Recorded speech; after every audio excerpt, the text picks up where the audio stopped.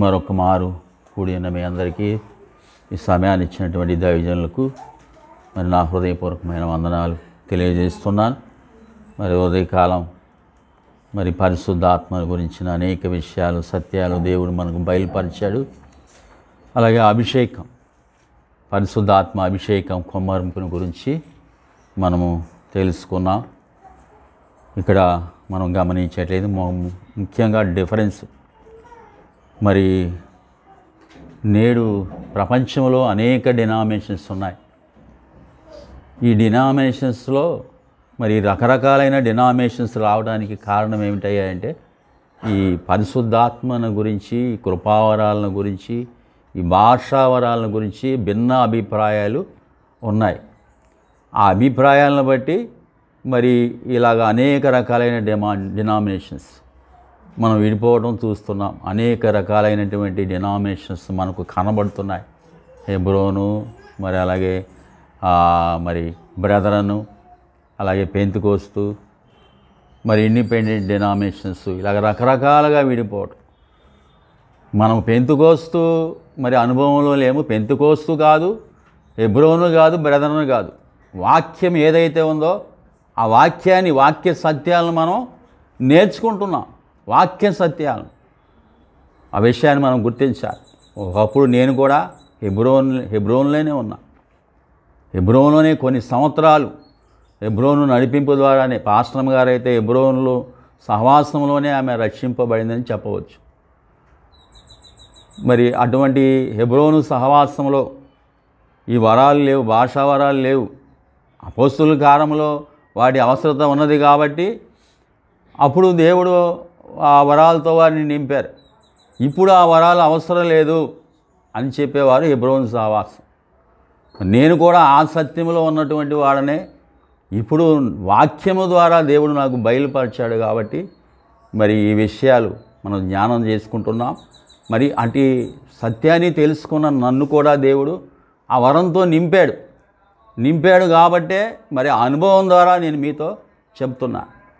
మరి నేడు మరి క్రైస్తవ సమాజంలో కూడా పూర్తిగా హెబ్రోను బ్యాక్గ్రౌండ్లో పుట్టి పెరిగినటువంటి ఒక దైవజనుడు అసలు ఈ వరాల గురించి సంపూర్ణంగా తెలుసుకొని నేటి క్రైస్తవ సమాజానికి చక్కగా వివరిస్తూ ఆ వరాల గురించినటువంటి ప్రాముఖ్యత, ఆవశ్యకత నొక్కి వక్కాణిస్తున్నాడు. మరి అనేక పరిశుద్ధాత్మ కూడికలలో పాల్గొంటూ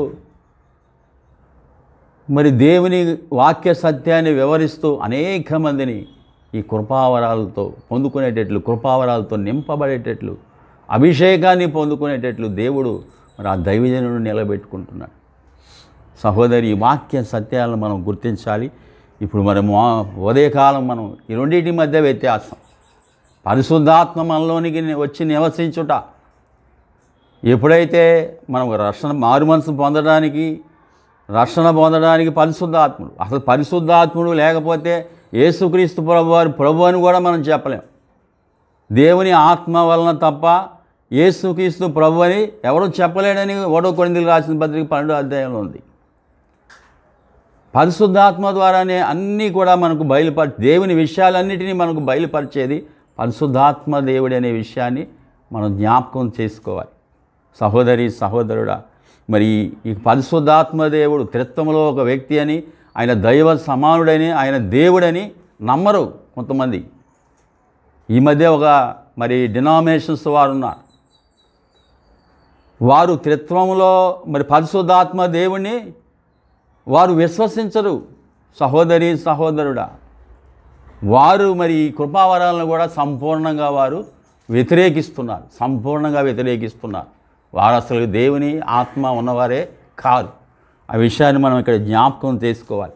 ఇప్పుడు మొట్టమొదటిగా మనం ఈ రెండింటికి వ్యత్యాసాన్ని మనం గ్రహించాము. మొట్టమొదటిగా మనం చూస్తే పరిశుద్ధాత్ముడు మరి రక్షణ పొందుకున్నప్పుడు మనలోనికి వచ్చి నివాసం చేస్తాడు. ఎందుకు నివాసం చేస్తాడంటే రక్షణలో కొనసాగడానికి, రక్షణలోకి నడిపించేది. మరి మనను రక్షణలో కొనసాగి మనం జరుగుతున్న రక్షణలో ఉన్నాం. సహోదరి, సహోదరుడా, సర్వసత్యంలోనికి ఆయన నడిపిస్తున్నాడు. క్రీస్తు పోలికలోనికి మనల్ని మారుస్తున్నాడు. ఆయన రాకడ కొరకు సిద్ధపరుస్తున్నాడు పరిశుద్ధాత్మ దేవుడు. ఇది మొట్టమొదటిది. రెండవదిగా మనం చూస్తే పరిశుద్ధాత్మ మీదికి రావటం, పరిశుద్ధాత్మ బాప్తీసం, పరిశుద్ధాత్మ కుమ్మరింపు. మరి ఇది అందరూ పొందుకోవాలా అంటే ఉన్నది అక్కడ. మనం ప్రవచన వాక్యం చూసినట్లయితే యోవేలు గ్రంథంలో అది కనపడుతుంది. అపోస్తలుల కార్యములో కూడా చూడండి, అపోస్తలుల కార్యములు 2వ అధ్యాయం 17వ వచనం, అంతే దినముల యందు నేను మనుషులందరి మీద నా ఆత్మను కుమ్మరించేదను, మీ కుమారులు మీ కుమార్తెలను ప్రవచించెదరు, మీ యవనులకు దర్శనములు కలుగును, మీ వృద్ధులు కలలు కందురు. కుమ్మరించేదను గనక వారు ప్రవచించెదరు. ఈ రాకడ దినాల్లో మరీ ఆవశ్యకత ఎక్కువగా ఉన్నది. 2000 సంవత్సరాల క్రితమే 1వ శతాబ్దంలోనే పెంతెకోస్తు దినాన వారి అభిషేకాన్ని పొందుకున్నారే, ఆత్మ కుమ్మరించబడిందే. ఇప్పుడు 2000 సంవత్సరాలు అయిపోయింది. రాకడ ఎంత దగ్గరగా ఉందండి మనకు. అంత్య దినములో మనుషులందరి మీద నా ఆత్మను కుమ్మరిస్తానంటున్నాడు. ఈ వాగ్దానాన్ని పట్టుకొని మనం కనిపెట్టుకోవాలి సహోదరి సహోదరుడా. పెంతెకోస్తు దినాన వారు ఎవరైతే ఎలాగైతే కనిపెట్టుకున్నారో ఉపవాసంతో, దేవుని వాక్యాన్ని ఎక్కువగా వారు వింటూ వచ్చారో, ప్రార్థన చేస్తూ వచ్చారో, అవన్నీ కూడా మనం చేయాలి. అడగాలి. మనం రక్షణ పొందినప్పుడు పరిశుద్ధాత్మను గురించి అసలు మనకు తెలియదు. పరిశుద్ధాత్మను మనం అడగలేదు. పరిశుద్ధాత్ముడే మనం పాపి అని మనల్ని ఒప్పింపజేశాడు. ప్రభువారు ఎవరో మనకు తెలియజేశాడు. ఇవన్నీ కూడా పరిశుద్ధాత్ముడు తెలియజేశాడు. ఇప్పుడు లోకాసువార్త 11వ అధ్యాయంలో యేసుక్రీస్తు ప్రభువారు అంటున్నారు, ఏమంటున్నారు? తన్ను అడుగు వారికి ఎంతో నిశ్చయముగా పరిశుద్ధాత్మను అనుగ్రహించను. రక్షణ పొందుకున్నప్పుడు పరిశుద్ధాత్మ గురించి మనం అడిగామండి? అడగలేదు. సహోదరి సహోదరుడా,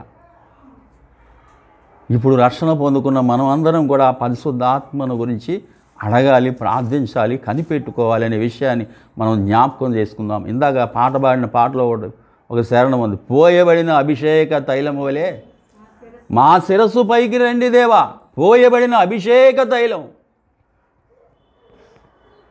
పోయబడిన అభిషేక తైలము పాదముల వరకు దిగజారుతుంది. ఇక్కడ ఏం జరుగుతుందంటే క్వాంటిటీ ఆఫ్ స్పిరిట్ పెరుగుతుంది, లెవెల్ ఆఫ్ ది స్పిరిట్. పరిశుద్ధాత్మతో నింపబడుట అనమాట. Level of the spirit, quantity of the spirit. పరిశుద్ధాత్మతో నింపబడతాం మనం. మొట్టమొదటేమో రక్షణ పొంది రక్షణలో కొనసాగడానికి పరిశుద్ధాత్ముడు మనలోకి వచ్చి నివసిస్తాడు. రెండోది దేనికే అంటే శక్తి పొందేదరు అని అన్నాడు యేసుక్రీస్తు ప్రభువు.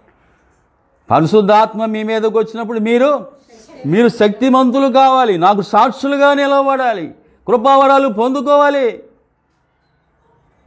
అందుకొరకు ఈ అభిషేకం. ఈ రెండవది మనం చూస్తే ఇక్కడ ఉద్దేశము వేరు. ఏ ఉద్దేశం అంటే శక్తిని పొందుకోవడానికి, కృపావరాలు పొందుకోవడానికి. దేవుడు ఈ అభిషేకము మనందరము పొందుకోవాలని ఆయన ఆశిస్తున్నాడు. సహోదరి సహోదరుడా, జ్ఞాపకం చేసుకుందాం. ఈ కృపావరాల గురించి మనం తెలుసుకుందాం. కొన్ని మరి మాటలు 1 కొరింథీయులకు రాసిన పత్రిక 12వ అధ్యాయం 1వ వచనం చూడండి.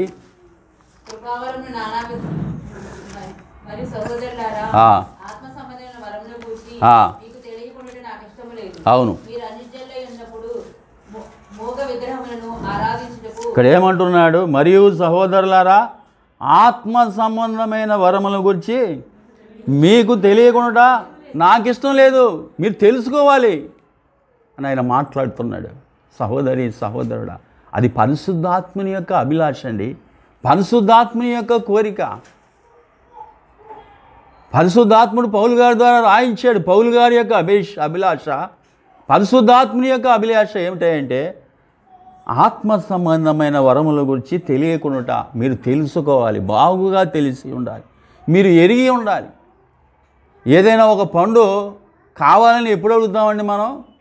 దాని రుచి చూసినప్పుడు అడుగుతాం. ఒక యాపిల్ పండు మన ముందు పెట్టారు, చిన్నపిల్లలకైతే అసలు యాపిల్ పండు రుచి తెలియదు, వారికి కొత్తగా తినేటప్పుడు. మనం తిన్నాం కాబట్టి యాపిల్ పండు ఇవ్వండి అని అడుగుతాం. ఎందుకంటే దాని యొక్క మధురం, దాని యొక్క శ్రేష్టత అది మనకు తెలుసు, ఆ టేస్టు కాబట్టి అడుగుతాం. కాబట్టి ఇప్పుడు మనం తెలుసుకోవాలి, తెలుసుకుంటే కదా అది కావాలని అడిగేది. ఒక పైలట్ కావాలని కోరుకుంటారండి. పైలట్ కావాలని కోరుకుంటాం, విమానం నడపాలని కోరుకున్నప్పుడు వ్యక్తి ఏం చేస్తాడు? ఆ పైలట్ కావడానికి ఏం చేయాలి? ఏ కోర్సు నేర్చుకోవాలి? ఏ ఇంజనీరింగ్ కోర్సు, ఏరోనాటికల్ కోర్సు నేర్చుకోవాలి అని దాని కొరకు ఏం చేయాలో అన్ని ప్రయత్నాలు చేస్తాడు. అలాగా మనము ఆ అభిలాష కలిగి ఉండాలి, తెలుసుకొని ఉండాలి, ఎరిగి ఉండాలి, వాటిని గురించిన జ్ఞానాన్ని కలిగి ఉండాలి. అందుకని అయ్యగారు ఇన్ని కూడికలు ఏర్పాటు చేశారండి పరిశుద్ధాత్మను గురించి తెలుసుకోవాలని. సహోదరి సహోదరుడా, మనమందరం కృపావరాలు పొందుకోవాలని. చూడండి 1 కొరింథీయులకు రాసిన పత్రిక 12వ అధ్యాయం 4వ వచనం చూడండి.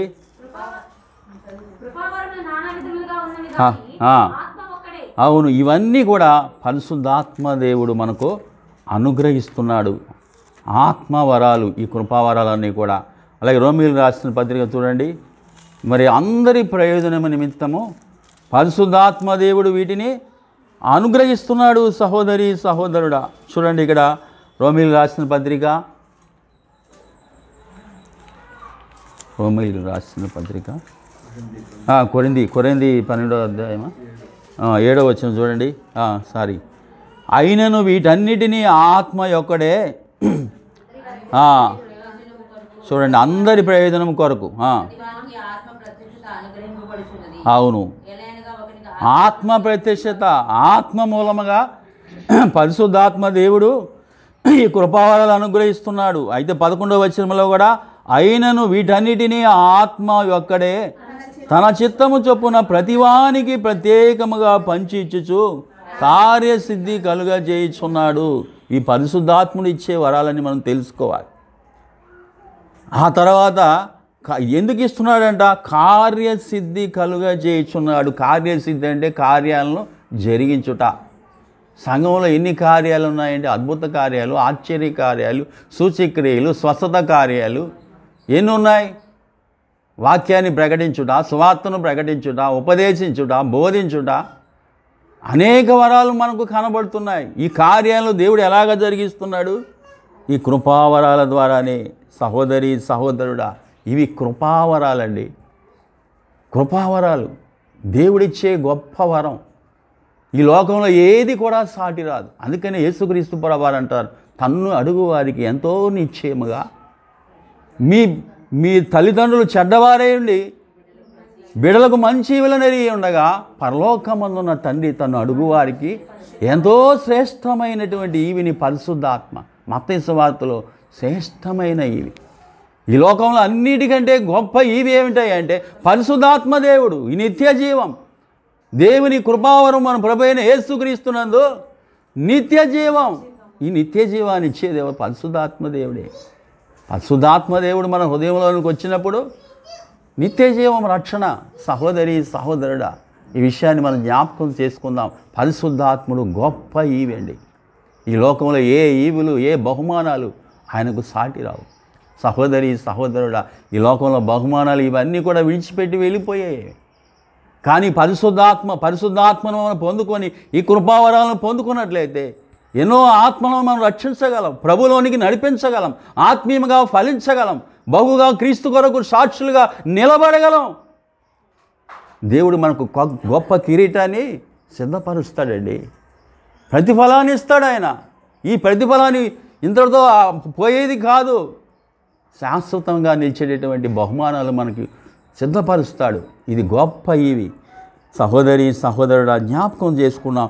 ఈ కృపావరాల ద్వారా దేవుడు కార్యాలు జరిగించడానికి, కార్యాన్ని సిద్ధించడానికి దేవుడు ఇవి ఇస్తున్నాడనే విషయాన్ని జ్ఞాపకం చేసుకుందాం. మరి 1 కొరింథీ 14వ అధ్యాయం 1వ వచనం చూడండి. ప్రయాసపడుడి, ఆసక్తితో అపేక్షించండి, ఆసక్తితో అపేక్షించండి అంటున్నాడు. ప్రేమ కలిగి ఉండకు ప్రయాసపడుడి అని అంటున్నాడు. ప్రేమ ఆత్మఫలం.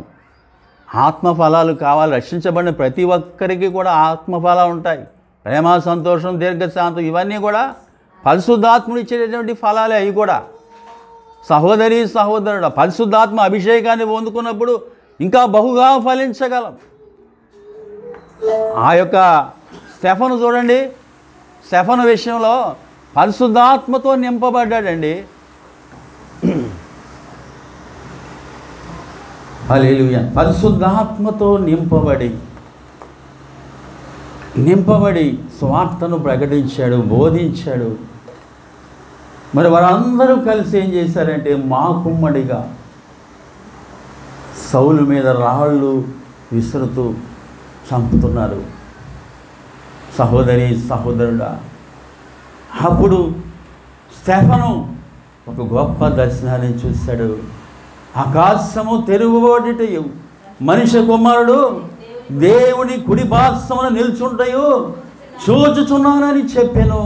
చూడండి, పరిశుద్ధాత్మతో నింపబడి, ప్రేమతో నింపబడి, పరిశుద్ధాత్మ ద్వారా దేవుని ప్రేమ స్టెఫనులో కుమ్మరించబడింది.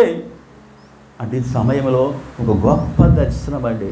చూడండి, తన భక్తుడు ప్రార్థిస్తుండగా, తన భక్తుడు పరిశుద్ధాత్మతో నింపబడి ఉండగా ఒక గొప్ప దర్శనం. తండ్రి కుడి పార్శ్వమున యేసుక్రీస్తు ప్రభువారు నిలబడి ఉన్నారు. ఆయన ఎప్పుడు కూడా సింహాసనశీలుడై ఉంటాడు. దేవదూతల ఆరాధన ఆయన అందుకుంటున్నాడండి.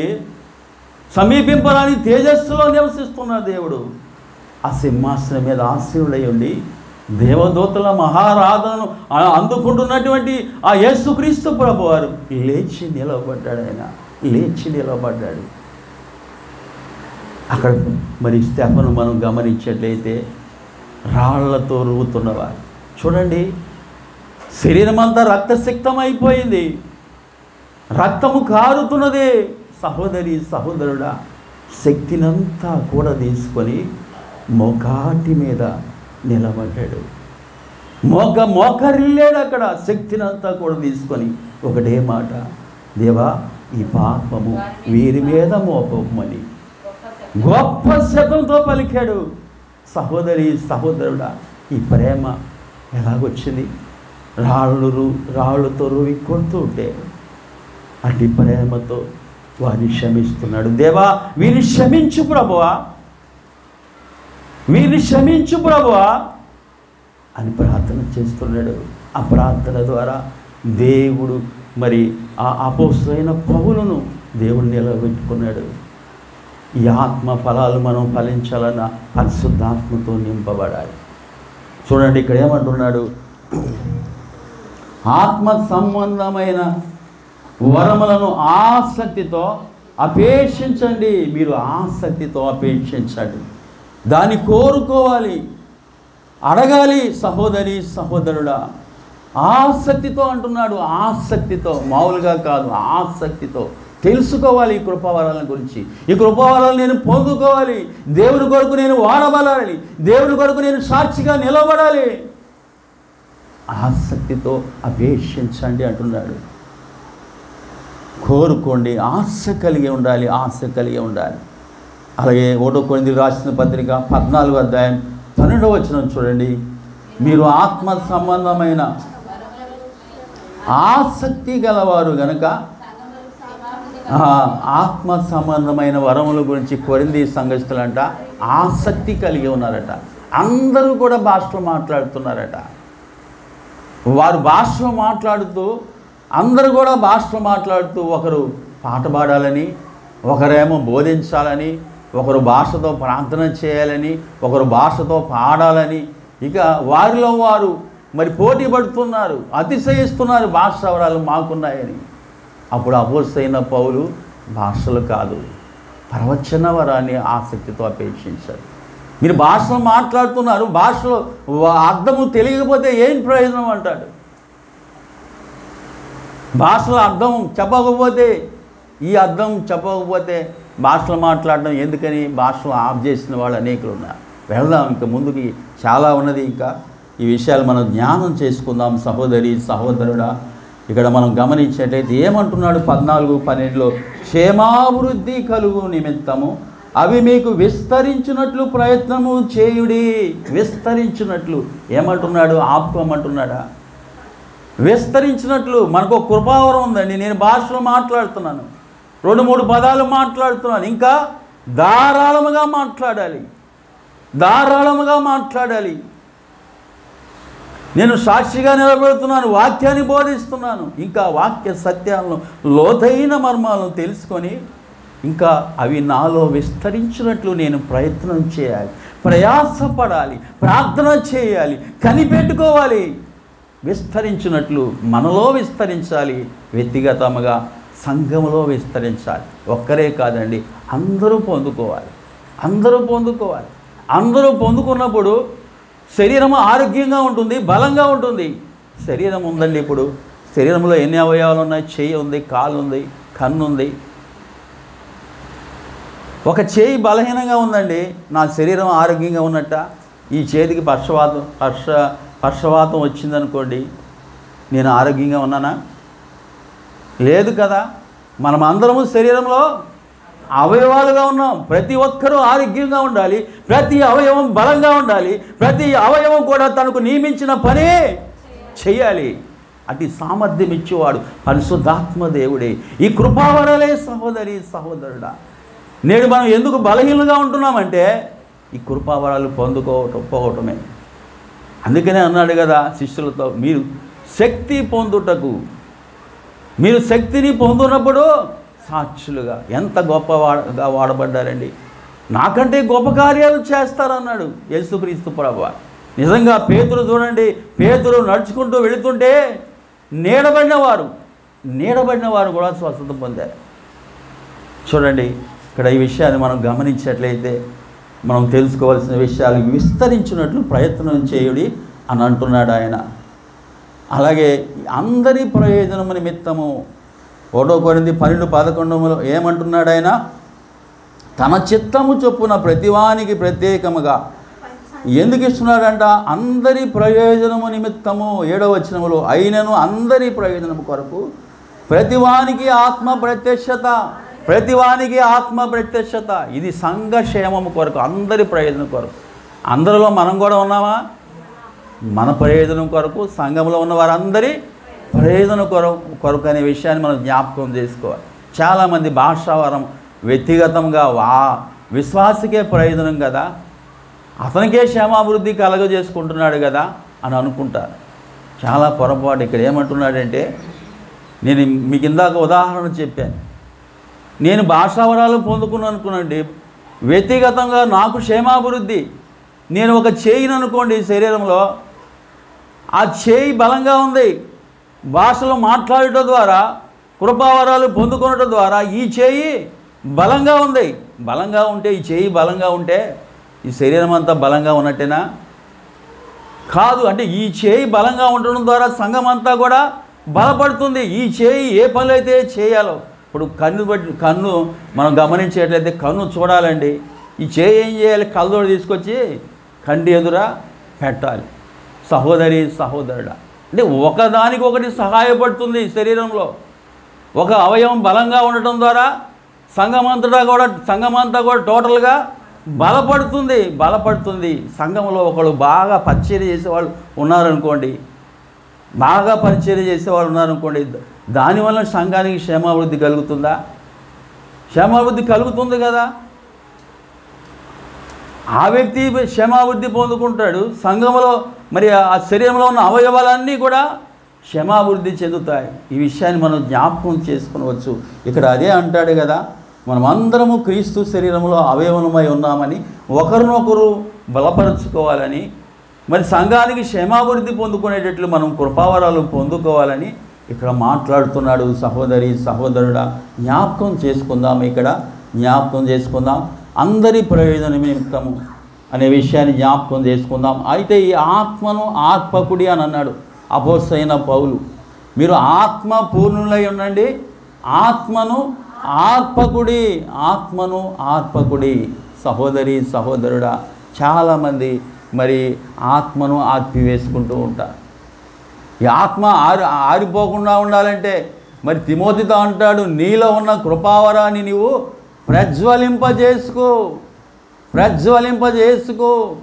ఈ అభిషేకాన్ని, ఈ ఆత్మను నీవు ఆర్పవద్దు. ఎందుకు ఆరిపోతుందంటే మనలో పాపం ఉన్నప్పుడు, సహవాసానికి దూరంగా ఉన్నప్పుడు, ప్రార్థన చేయనప్పుడు ఇది ఆరిపోయే పరిస్థితి. సహోదరి సహోదరుడా, అపోస్తలులు శిష్యులు పెంతెకోస్తు దినాన అభిషేకాన్ని పొందుకున్నారు. అంతటితో అయిపోయిందా? ప్రతి దినము కూడా సహవాసమందు, రొట్టె విరుచుట యందు, ప్రార్థన చేయుట యందు ఎడతెగక ఉన్నారు కాబట్టే వారు ప్రతి దినము కూడా ఈ అభిషేకం పొందుకున్న తర్వాత కూడా అభిషేకాన్ని మనం నిలబెట్టుకోవాలి. ఇంకా పై అంతస్తుకు మనం వెళ్ళాలి. ఇంకా మన అభిషేకం ఇంకా బలంగా, అభిషేకంలో ఇంకా ఆత్మ వస్తువులు కావాలి. సహోదరి సహోదరుడా, ఆ విషయాన్ని మనం జ్ఞాపకం చేసుకుందాం. ఇంకా నింపబడాలి. చూడండి, అపోస్తుల కార్యంలో మనకు ఆ విషయం కనపడుతుంది కదా. మరి వారు పెంతెకోస్తు దినాన అభిషేకం పొందుకున్నారు. ఆ తర్వాత ఏం చేశారు? అపోస్తుల కార్యములు 4వ అధ్యాయం మరి 30వ వచనం, రోగులను స్వస్థపరచుటకును నీ పరిశుద్ధ సేవకుడైన యేసు నామము ద్వారా సూచక్రియలను మహత్కార్యములను చేయుటకును నీ చెయ్యి చాచి ఉండగా బహుధైర్యముగా నీ వాక్యమును బోధించినట్లు అనుగ్రహించము. వారు ప్రార్థన చేయగానే వారు కూడి ఉన్న చోట కంపించింది. భూకంపం వచ్చిందండి. వారు ప్రార్థన చేయగానే భూమి కంపించింది. అప్పుడు వారందరూ పరిశుద్ధాత్మతో నిండిన వారై దేవుని వాక్యమును ధైర్యముగా బోధించిరి. ఈ సహవాసాన్ని మనం విడిచిపెట్టకూడదు. ప్రార్థన విడిచిపెట్టకూడదు సహోదరి సహోదరుడా. ఇక్కడ అందుకనే క్షేమాభివృద్ధి అని అంటున్నాడు. కొంతమంది అభివృద్ధి చెందుతారు, ఆ అభివృద్ధి నిలబడదు. 60 ఫలించిన వారు ఎక్కడికి వెళ్ళాలి? 100 ఫలించాలి, పైకి ఎదగాలి, ఇంకా బలమైన అభిషేకాన్ని పొందుకోవాలి. కొంతమంది అక్కడే అయిపోతారు. ఎందుకంటే కారణం ఏమిటంటే మరి ఈ యొక్క అభిషేకం, ఈ కృపావరాలు లేకపోవడం వలన వారు మొట్టమొదటిలో బాగానే మరి దేవుని చేత వాడబడతారు. తర్వాత మరి 30 అంతలకు ఇంకా బ్యాక్ స్లైడింగ్ అన్నమాట, కిందకి దిగిపోవడం మనం చూస్తాం. ఈ విషయాన్ని మనం జ్ఞాపకం చేసుకుందాం. మరి ఇక్కడ మనం ఈ ఆత్మను ఆత్మకుడి అని అంటాడు. అలాగే చూడండి, 1 కొరింథీయులకు రాసిన పత్రిక 14వ అధ్యాయం 39వ వచనం చూడండి. 1 కొరింథీ 14:39.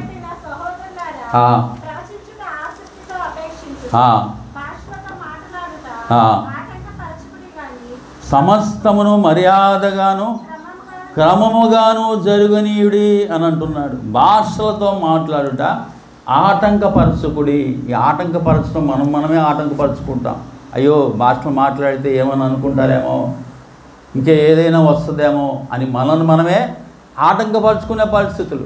కొన్ని డినామినేషన్స్లో ఆటంకపరిచే పరిస్థితులు ఉన్నాయి. అటువంటి సహవాసాలకు మనం వెళ్ళకూడదు. ఎందుకంటే దేవుడు ఈ యొక్క కృపావరాలు ఇచ్చేదెవరు? ఈ భాషావరం ఇచ్చేదెవరు? మనలో నుండి మరి పరిశుద్ధాత్ముడు మాట్లాడుతాడు.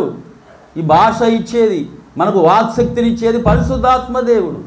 మరి వారు ఆటంకపరిస్తే మనం మాట్లాడలేము. ఈ కృపావరాల్లో మనం పొందుకోలేము సహోదరి సహోదరుడా. ఆ విషయాన్ని మనం జ్ఞాపకం చేసుకుందాం. మరి మన సంఘాలలో ఆటంకపరచబడుతుందా? ఇంకేదైనా సంఘంలో ఆటంకపరచబడుతుందా? అక్కడికి మనం వెళ్ళాలా? చూడండి, ఇక్కడ స్పష్టంగా ఆజ్ఞయిస్తున్నాడు. భాషలతో మాట్లాడుట ఆటంకపరచకుడు కానీ సమస్తమును మర్యాదగాను క్రమముగాను జరుగనీయుడి. 14వ అధ్యాయంలో ఇవన్నీ కూడా మనకు చెప్పుకుంటూ వచ్చాడు. సహోదరి సహోదరుడా, జ్ఞాపకం చేసుకుందాం. ఇక్కడ మరి అభిషేకం కొరకు ప్రార్థించాలి, కృపావరాల కొరకు ఆసక్తితో అపేక్షించాలి, జ్ఞాపకం చేసుకుందాం. ఆయన చిత్త ప్రకారం మరి వాటిని అనుగ్రహిస్తాడు అనే విషయాన్ని మనం జ్ఞాపకం చేసుకుందాం. ఇక్కడ మరి కృపావరాల్లో మరి మనం వెనుకబడకూడదు. అందరూ కూడా ఈ కృపావరాలు పొందుకోవాలి అనేది దేవుని చిత్తమైనది సహోదరి సహోదరుడా. 14వ అధ్యాయం 26-31 వచనాలు చూడండి. 26-31 వచనాలు. సహోదరులారా, ఇప్పుడు మీలో ఏమి జరుగుతున్నది? మీరు కూడి వచ్చినప్పుడు ఒకడు కీర్తన పాడవలని ఉన్నాడు, మరి ఒకడు బోధింపవలనని ఉన్నాడు, మరి ఒకడు తనకు బయలుపరచబడేది. ఇక్కడ మనం గమనించినట్లయితే భాషల ద్వారా మరి సువార్త ప్రకటించేటప్పుడు, బోధించేటప్పుడు భాషలో మాట్లాడవద్దు. మరి వారికి తెలియదు కదా, అందుకని అంటున్నాడు, భాషతో 10,000 మాటలు పలుకుట కంటే ఇతరులకు బోధ కలిగినట్లు నా మనసుతో 5 మాటలు పలుకుట మేలు. నేను సువార్త ప్రకటించేటప్పుడు నా భాషలోనే మీ అందరికీ అర్థమైన భాషలో నేను బోధించాలి. అంత మాత్రమున అసలు సంఘంలో భాషలు మాట్లాడకూడదా? ఇది చూపించి చాలామంది భాషలను ఆటంకపరుస్తున్నారు.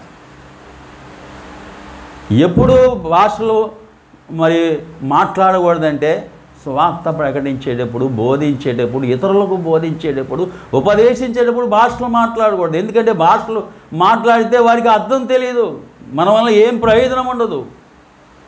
కాబట్టి ఏమన్నాడంటే ఇక్కడ మరి మౌనంగా ఉండవాలని మాట్లాడాడు. మరి ఇదే అధ్యాయంలో మనం చూస్తే స్త్రీలు సంఘంలో మౌనంగా ఉండవలను అని అన్నాడు. స్త్రీలు సంఘంలో మౌనంగా ఉండవలను. మరి స్త్రీలు సంఘంలో మౌనంగా ఉంటున్నారా? ఏ సందర్భంలో మౌనంగా ఉండాలి? కొన్ని విషయాలు ఇక్కడ చెప్పాడు. అది వెళ్ళాలంటే చాలా సబ్జెక్టు. స్త్రీలు పాట పాడవచ్చు. మరి ఈ ఈ ప్రాబ్లంతోనే స్త్రీలు మాట్లాడకూడదనే విషయంలోనే భక్త సింగ్ గారు హెబ్రోను సహవాసం వారు బ్రదర్ నుంచి బయటకు వచ్చారు. బ్రదర్లో ఏమంటారంటే స్త్రీలకి పాటల పుస్తకం కూడా ఇవ్వలేదు. మరి ఇప్పుడు ఏం మారిందో మనకు తెలియదు. పాటల పుస్తకం కూడా వారి చేతిలో నుంచి లాగేసుకున్నారు బ్రదర్లో. సహోదరి సహోదరుడా, హెబ్రోను మరి భక్త సింగ్ గారు దానిలో నుంచి బయటకు వచ్చారు. స్త్రీలు కనీసం పాటలు పాడటానికి, ఆరాధన చేయడానికి కూడా వారికి స్వేచ్ఛ లేదా అని చెప్పి ఆయన బయటకు వచ్చి మరి హెబ్రోను సహవాసాన్ని ఆయన స్థాపించాడు. సహోదరి సహోదరుడా, ఇక్కడ కొన్ని ప్రత్యేకమైనటువంటి నియమాలు ఉన్నాయి. బోధించేటప్పుడు, ఉపదేశించేటప్పుడు, సువార్త ప్రకటించేటప్పుడు భాష మాట్లాడకూడదు.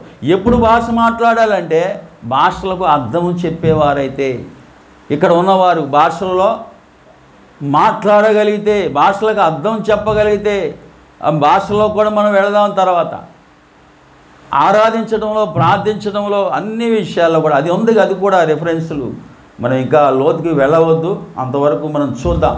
ఇక్కడ గమనించినట్లయితే ఆ విషయాన్ని మనం జ్ఞాపకం చేసుకుందాం. మరి మనం గమనించినట్లయితే కృపావరాలు అనేటటువంటి ఆ మాటలోనే దాని యొక్క అర్థం ఉంది. ఇది దేవుని కృప ద్వారా అనుగ్రహించబడి వాటిని పొందుకోవడానికి ఏ అర్హులము కాదు. ఈ ఆత్మ సంబంధమైన ప్రతి ఇవి కూడా దేవుని కృప ద్వారానే మనం పొందుకుంటున్నామండి. ఏది పొందుకోవడానికి కూడా మనం అర్హులం కాదు. ఆత్మీయ జీవితంలో అన్నీ ఆయన కృప ద్వారానే మనకు అనుగ్రహించబడుతున్నాయి. సహోదరి సహోదరుడా, విశ్వాసము ద్వారానే మరి కృప ద్వారానే మనం రక్షించబడ్డాం. కృప ద్వారానే నీతిమంతులుగా తీర్చబడ్డాం. కృప ద్వారానే పాప క్షమాపణ, ఇలాగే అన్ని కృప ద్వారానే మనం పొందుకున్నాం. సహోదరి, దేవుని వద్ద నుంచి పొందుకునే ప్రతి ఈవి కూడా ఇక్కడ ఈ కృపావరాలు కూడా ఇది దేవుని కృప. పొందుకోవడానికి మనలో ఏ అర్హత లేదు సహోదరి. వాడిని అడిగి మనం పొందుకోవాలి సహోదరి సహోదరుడా. మరి దేవుడు మానవాళి అందరి పట్ల తన కృపను చూపుతున్నాడు. తన కుమారుని పంపించాడు, ఏకైక కుమారుని. ఆయన చేతులు చాపుతున్నాడు, ఆయన కృపాహస్తం చాపాడండి. మనలో ఏ అర్హత లేదు. ఆయన పిలుస్తున్నాడు, తన చేయి చాపాడు. ఇప్పుడు ఆయన చేయిలో మన చేయి వేయాలి. ఒక వ్యక్తి మునిగిపోతున్నటువంటి వ్యక్తి నా సందర్భమే చూడండి. నేను ఒకసారి పాతాకులో మునిగిపోయా చిన్న పిల్లవాడిని. నేను చాలా లోతుంది. నాకేం తెలియదు. ఒక్కటి మాత్రం నాకు గుర్తుకొచ్చింది. ఈ అరచేయి ఇలాగా పైకి పెట్టా. అలా పైకి పెట్టి కేకలు వేస్తున్నాను అంతే. కేకలు కూడా వినపడలేదో నాకు తెలీదు.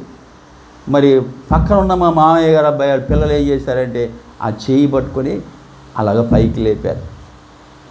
ఆ చెయ్యి కూడా నేను పైకి పెట్టకపోతే ఏమైపోయావండి? జ్ఞాపకం చేసుకున్నా. దేవుడు కూడా చెయ్యి చాపుతున్నాడండి. ఆయన కృపాహస్తాన్ని చాపుతున్నాడు. ఆయన కృపను చూపుతున్నాడంటే ఆయన చేయి చాపుతున్నాడు. నశించిపోయి నరకాగ్నికి వెళ్ళేటటువంటి మనను ఆయన రాగి ఆ శిక్ష నుంచి తప్పించడానికి ఆయన చేయి చాపుతున్నాడు. దాన్ని మనం పట్టుకోవాలి. ఎలా పట్టుకోవాలి? విశ్వాసము ద్వారా. విశ్వాసం సహోదరి, ఆయన చేయి పట్టుకోవడం అంటే విశ్వాసమే. విశ్వాసం ఇచ్చినప్పుడు ఆయన ఏం చేస్తాడు? మనను రక్షిస్తాడు. మీరు విశ్వాసము ద్వారా కృపచేతనే రక్షించబడి ఉన్నారు. ఇక్కడ ఈ కృపావరాలు కూడా మరి దేవుని ఇచ్చేటటువంటివి. దేవుని కృప మాత్రమే. కృప అంటే అయోగ్యులమైనటువంటి మన ఎడల దేవుని ప్రేమ, అనర్హులమైనటువంటి మన ఎడల దేవుని దయ, దేవుని ప్రేమ. అందుకనే అంటాడు కదా అపోస్తలుడైన పౌలు, మన ప్రభువైన యేసుక్రీస్తు కృపను మీరు ఎరుగుదురు కదా, ఆయన ధనవంతుడై ఉండి తన దారిద్ర్యం వల్ల మనము ధనవంతులు కావాలని మన నిమిత్తము దరిద్రుడాయడు. అంత కృప చూపాడండి నీ ఎడల నా ఎడల. ఇప్పుడు ఈ వరాలు పొందుకోమని ఆయన కృప చూపుతున్నాడు, వాటిని మనం పొందుకోవాలి. సహోదరి సహోదరుడా, ఈ కృపావరాల్లో మరి అనేకం ఉన్నాయి, మరి చాలా ఉన్నాయి. మనం గమనించినట్లయితే రోమీయులు రాసిన పత్రికలో ఉన్నాయి, కొరింథీయులకు రాసిన పత్రిక 12వ అధ్యాయంలో ఉన్నాయి, అలాగే మనం చూస్తే ఎఫెసీయులకు రాసిన పత్రికలో ఉన్నాయి. ఇవన్నీ కూడా మరి 22 కృపావరాలు ఇందాక దైవజనులు చెప్పినట్లు మరి అసంఖ్యాకాలుగా ఉన్నాయని కూడా కొంతమంది చెప్తారు. మరి స్టాలిన్ గారు ఆయన కూడా మరి పరిశుద్ధాత్మ గురించి అనేక విషయాలు తెలియజేస్తూ అసంఖ్యాకాలు అని అన్నాడు కృపావరాలు. సహోదరి సహోదరుడా, జ్ఞాపకం చేసుకుందాం. మరి ఈ ఆత్మ నింపుదల అంటే ఒక భాష మాత్రమే కాదు, అనేక వరాలు ఉన్నాయనే విషయాన్ని మనం జ్ఞాపకం చేసుకోవాలి. సహోదరి సహోదరుడా, రోమీయులకు రాసిన పత్రికలో చూడండి, రోమీయులకు రాసిన పత్రిక 12వ అధ్యాయంలో కొన్ని కృపావరాలు మనకు కనబడతాయి. రోమీయులకు రాసిన పత్రిక, కొరింథీయులకు 12వ అధ్యాయంలో కూడా మనం చూస్తాం.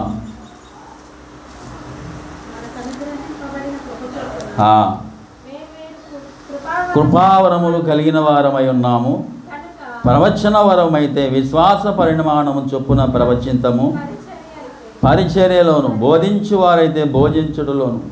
ఇక్కడ కొన్ని కృపావరాలు మనకు కనబడుతున్నాయి.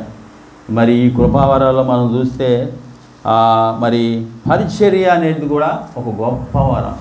పరిచర్య కూడా మనం ఏంటి మందిరంలో పనిచేసేది, ఇంత చిన్న పనే, నాకు ఇంత చిన్న పనే, ఇంత చదువుకున్నవాడిని, మరి ఇంత గొప్ప ఉద్యోగంలో ఉన్నాను, ఇంత చిన్న పరిచర్య నాకు అని అనుకుంటారేమో. అది కూడా ఒక గొప్ప కృపావరం అండి.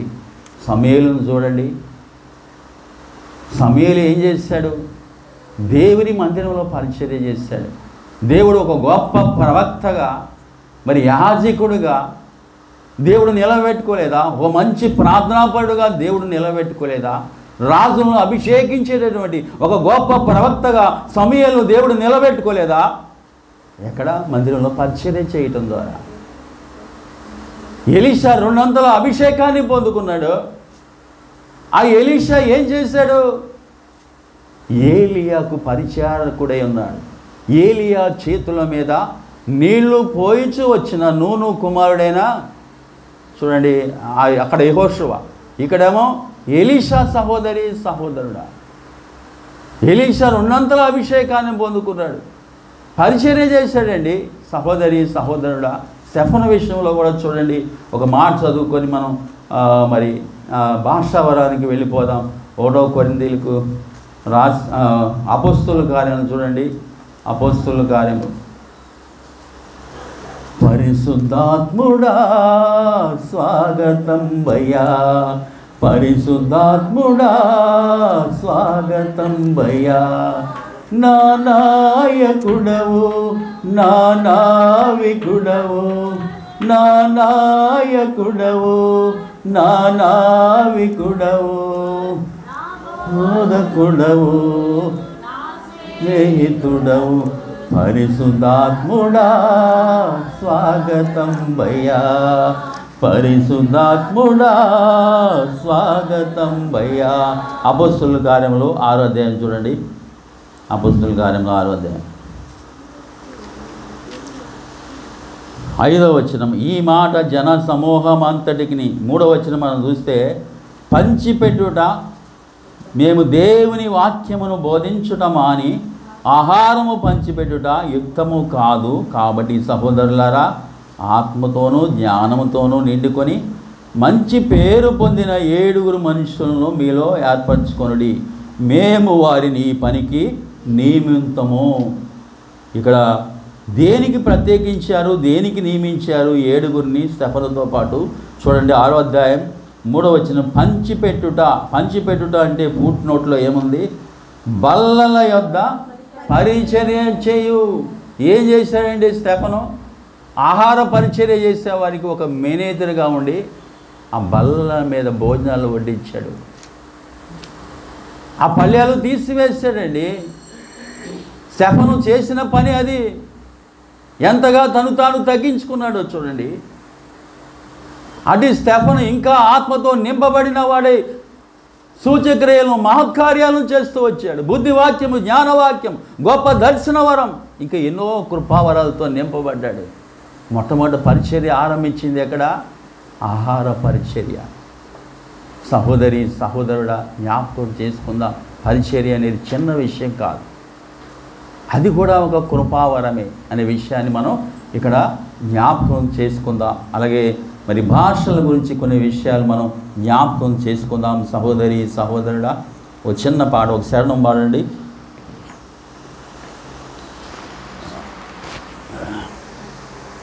శరణం పాడు.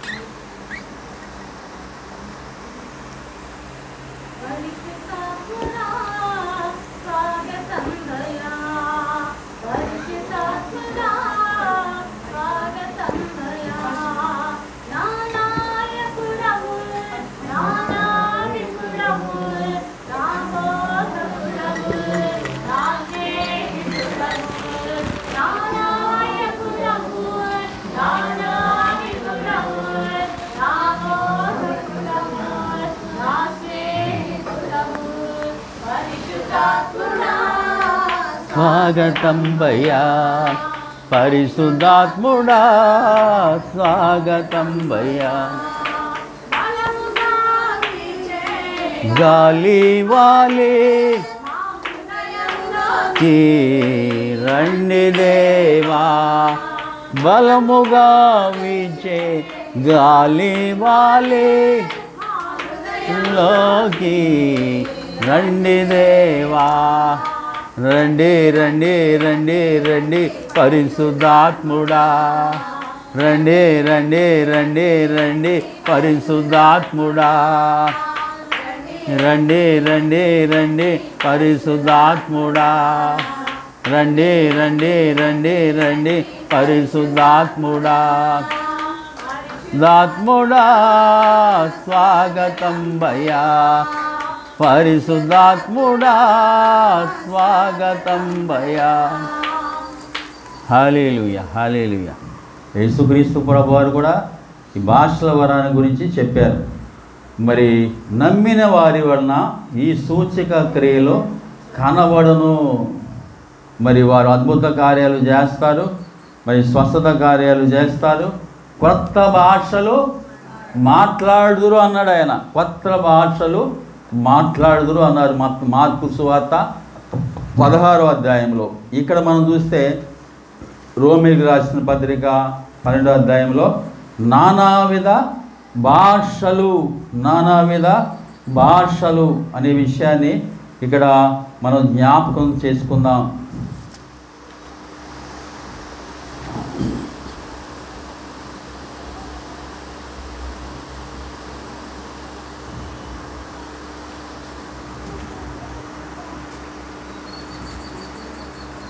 కొరింథీయులకు రాసిన పత్రిక 1వ కొరింథీయులకు రాసిన పత్రిక 12వ అధ్యాయం చూడండి. 12వ అధ్యాయం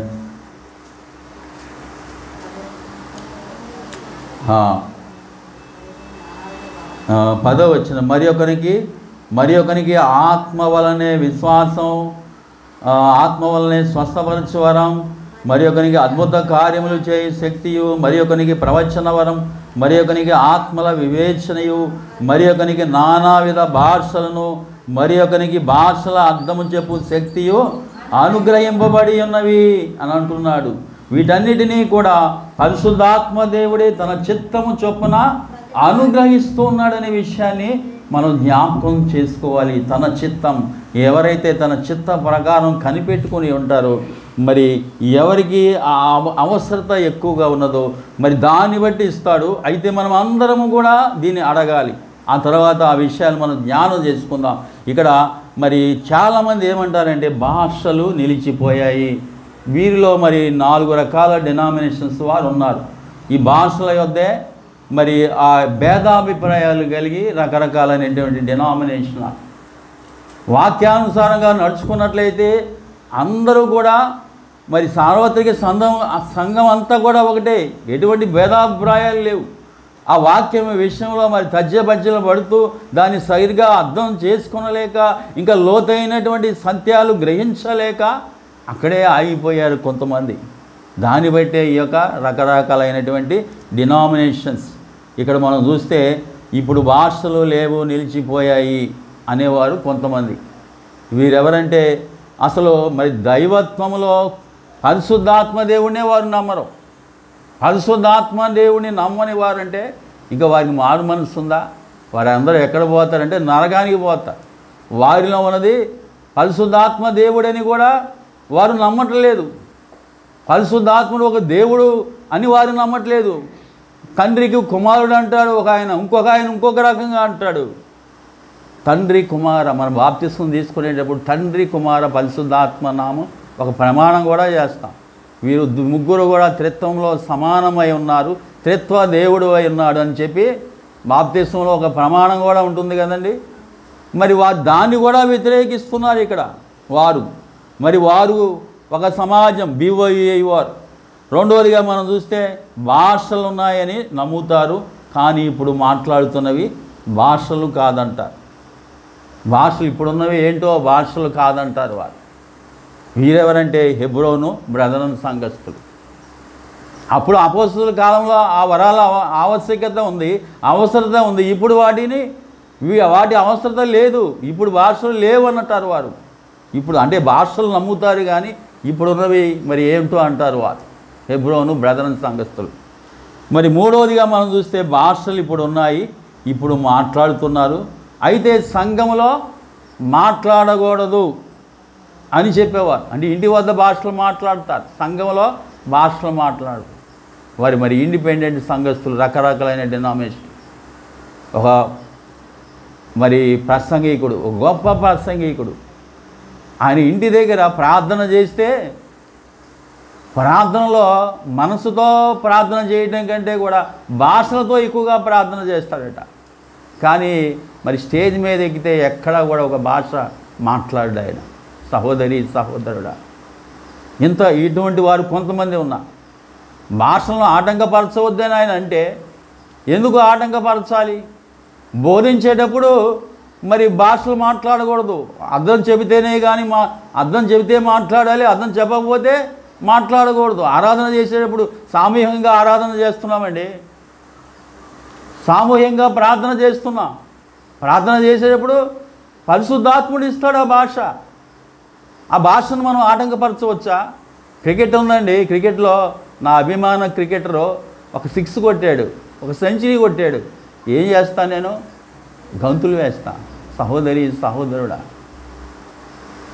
అది పరిశుద్ధాత్ముడు ఇచ్చే భాషలను మనం ఆటంకపరచకూడదు. ఆ విషయాన్ని జ్ఞాపకం చేసుకుందాం.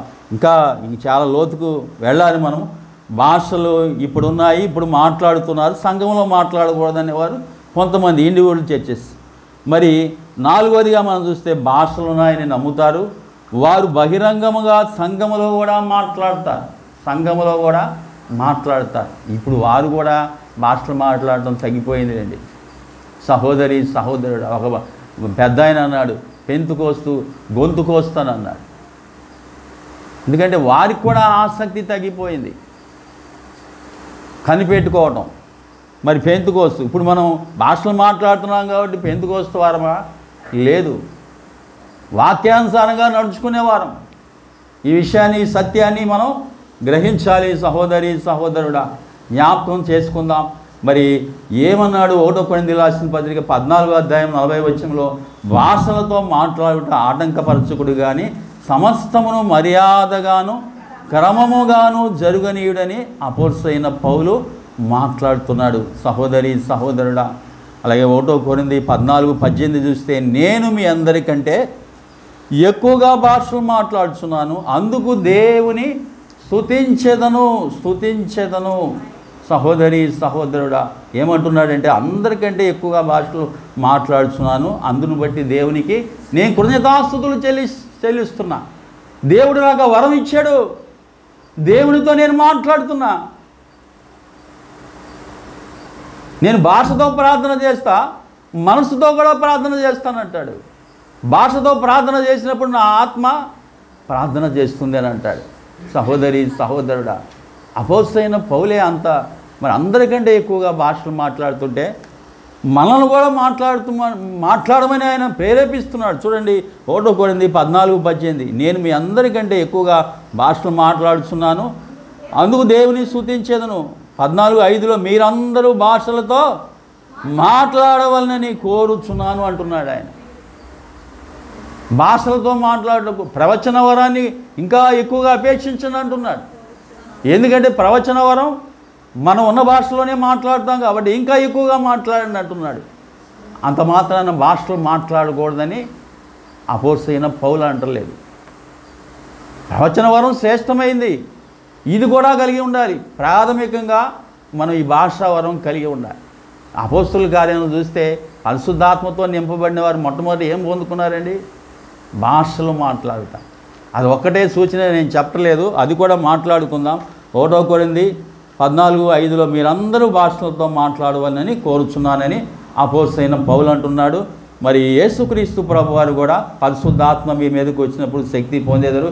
వారు 2వ అధ్యాయంలో మనం చూస్తే వాక్శక్తి అనుగ్రహించబడిన కొలది వారు అన్య భాషలు మాట్లాడారండి. అన్య భాషలు మాట్లాడారు, అందరూ మాట్లాడారు. అక్కడ సహోదరి సహోదరుడా అందరూ మాట్లాడారు. ఆ విషయాన్ని మనం జ్ఞాపకం చేసుకుందాం. ఎక్కడెక్కడ మాట్లాడారో కూడా ఇందాక మనం కొన్ని రిఫరెన్స్లు మనం చూసాం. ఈ భాషా వరాల్లో మరి ఎన్ని ఉన్నాయి? నానావిధ భాషలు అంటున్నాడు, వేరు వేరు భాషలు. ఏంటి ఆ భాషలు అంటే 1 కొరింథీ రాసిన పత్రిక 13వ అధ్యాయం 1వ వచనం, మనుషుల భాషలతోనైనను దేవదూతల భాషలతోనైనను అనే విషయాన్ని ఇక్కడ మనం జ్ఞాపకం చేసుకుందాం. మనుషుల భాషలు, ఈ లోకంలో మనుషుల భాషలు ఎన్ని ఉన్నాయి? 6,000 కంటే పై ఎక్కువగా ఉన్నాయని చెప్పుకుంటున్నాం. 6,000 కంటే.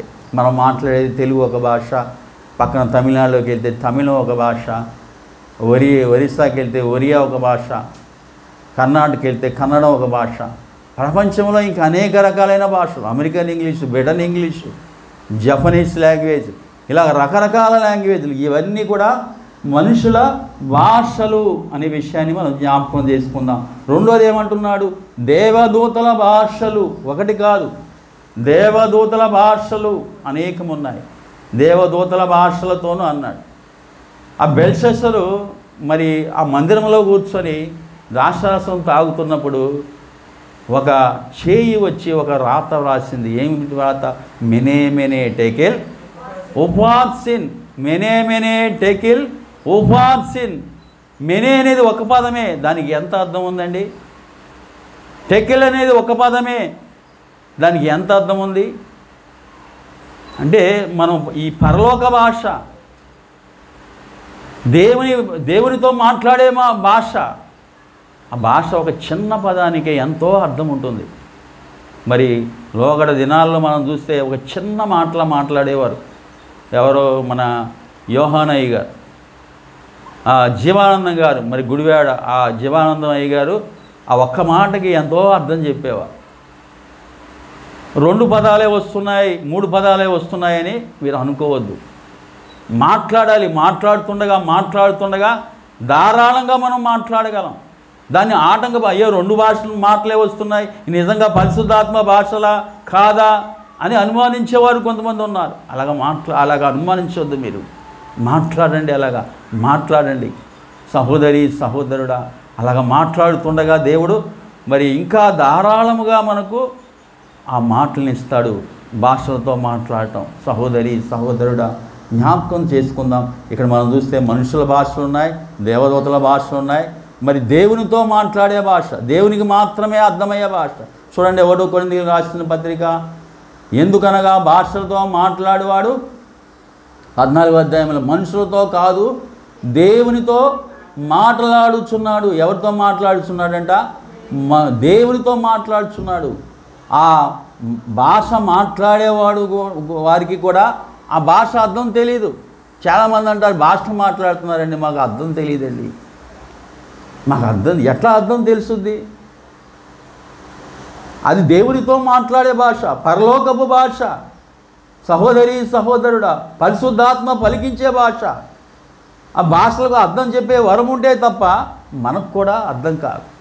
సహోదరి సహోదరుడా, ఇది పరిశుద్ధాత్మ దేవుడు పలికించేటటువంటి భాష మాటలు మనకు వాక్శక్తిని అనుగ్రహిస్తాడు. అటువంటి సమయంలో మన మనసు పనిచేయదు. ఇప్పుడు మన నోటితో మాట్లాడాలంటే మన మనస్సులో నుంచి మాటలు వస్తాయి. స్వరపేటిక ద్వారా, నోటి ద్వారా మాటలు వస్తాయి మనస్సులో నుంచి. ఈ భాష మాట్లాడేటప్పుడు మన మనసు పనిచేయదు. ఏం మాట్లాడుతున్నాం కూడా మనకు అర్థం కాదు. సహోదరి సహోదరుడా, అందుకనే ఇక్కడ అంటాడు, మనుష్యుడు ఎవ్వడను, ఎందుకనగా భాషతో మాట్లాడేవాడు మనుషులతో కాదు దేవునితో మాట్లాడుచున్నాడు. మనుష్యుడు ఎవ్వడను గ్రహింపడు కానీ వాడు ఆత్మ వలన మర్మములను పలుకుచున్నాడనే విషయాన్ని ఇక్కడ మనం జ్ఞాపకం చేసుకుందాం. సహోదరి సహోదరుడా, జ్ఞాపకం చేసుకుందాం. ఇక్కడ మరి దేవుడికి ఒక్కడికే అర్థమైన భాష, మనుషులకు అర్థమైన భాషలు, దేవదూతలకు మాత్రమే అర్థమైన భాషలు. ఇక్కడ 3 రకాలు మనం చూస్తున్నాం. అలాగే ప్రకటన 19:1 చూస్తాం, పరలోకంలో మరి ఒక స్వరం. అలాగే అపోస్తలుడైన పౌలు అంటాడు, మరి నేను 3వ ఆకాశానికి కొనిపోబడ్డాను, వచింప శక్యము కానీ మాటలు విన్నాను. ఆ మాటలు మనుషుడెవడు కూడా పలకకూడదంటాడు. పరలోకపు భాష అనే విషయాన్ని మనం జ్ఞాపకం చేసుకుందాం. సహోదరి సహోదరుడా, మరి మనుషులతో మనుషులకు అర్థమయ్యే భాషలు ఎక్కడ పెంతెకోస్తు దినాన మనం చూస్తాం. ఈ మనుషులకు మాత్రమే అర్థమైనటువంటి భాషలు. వారు ఏం చేస్తున్నారట, భాషలు మాట్లాడుతున్నారు. అన్య భాషలు అంటే మన భాష కానిది.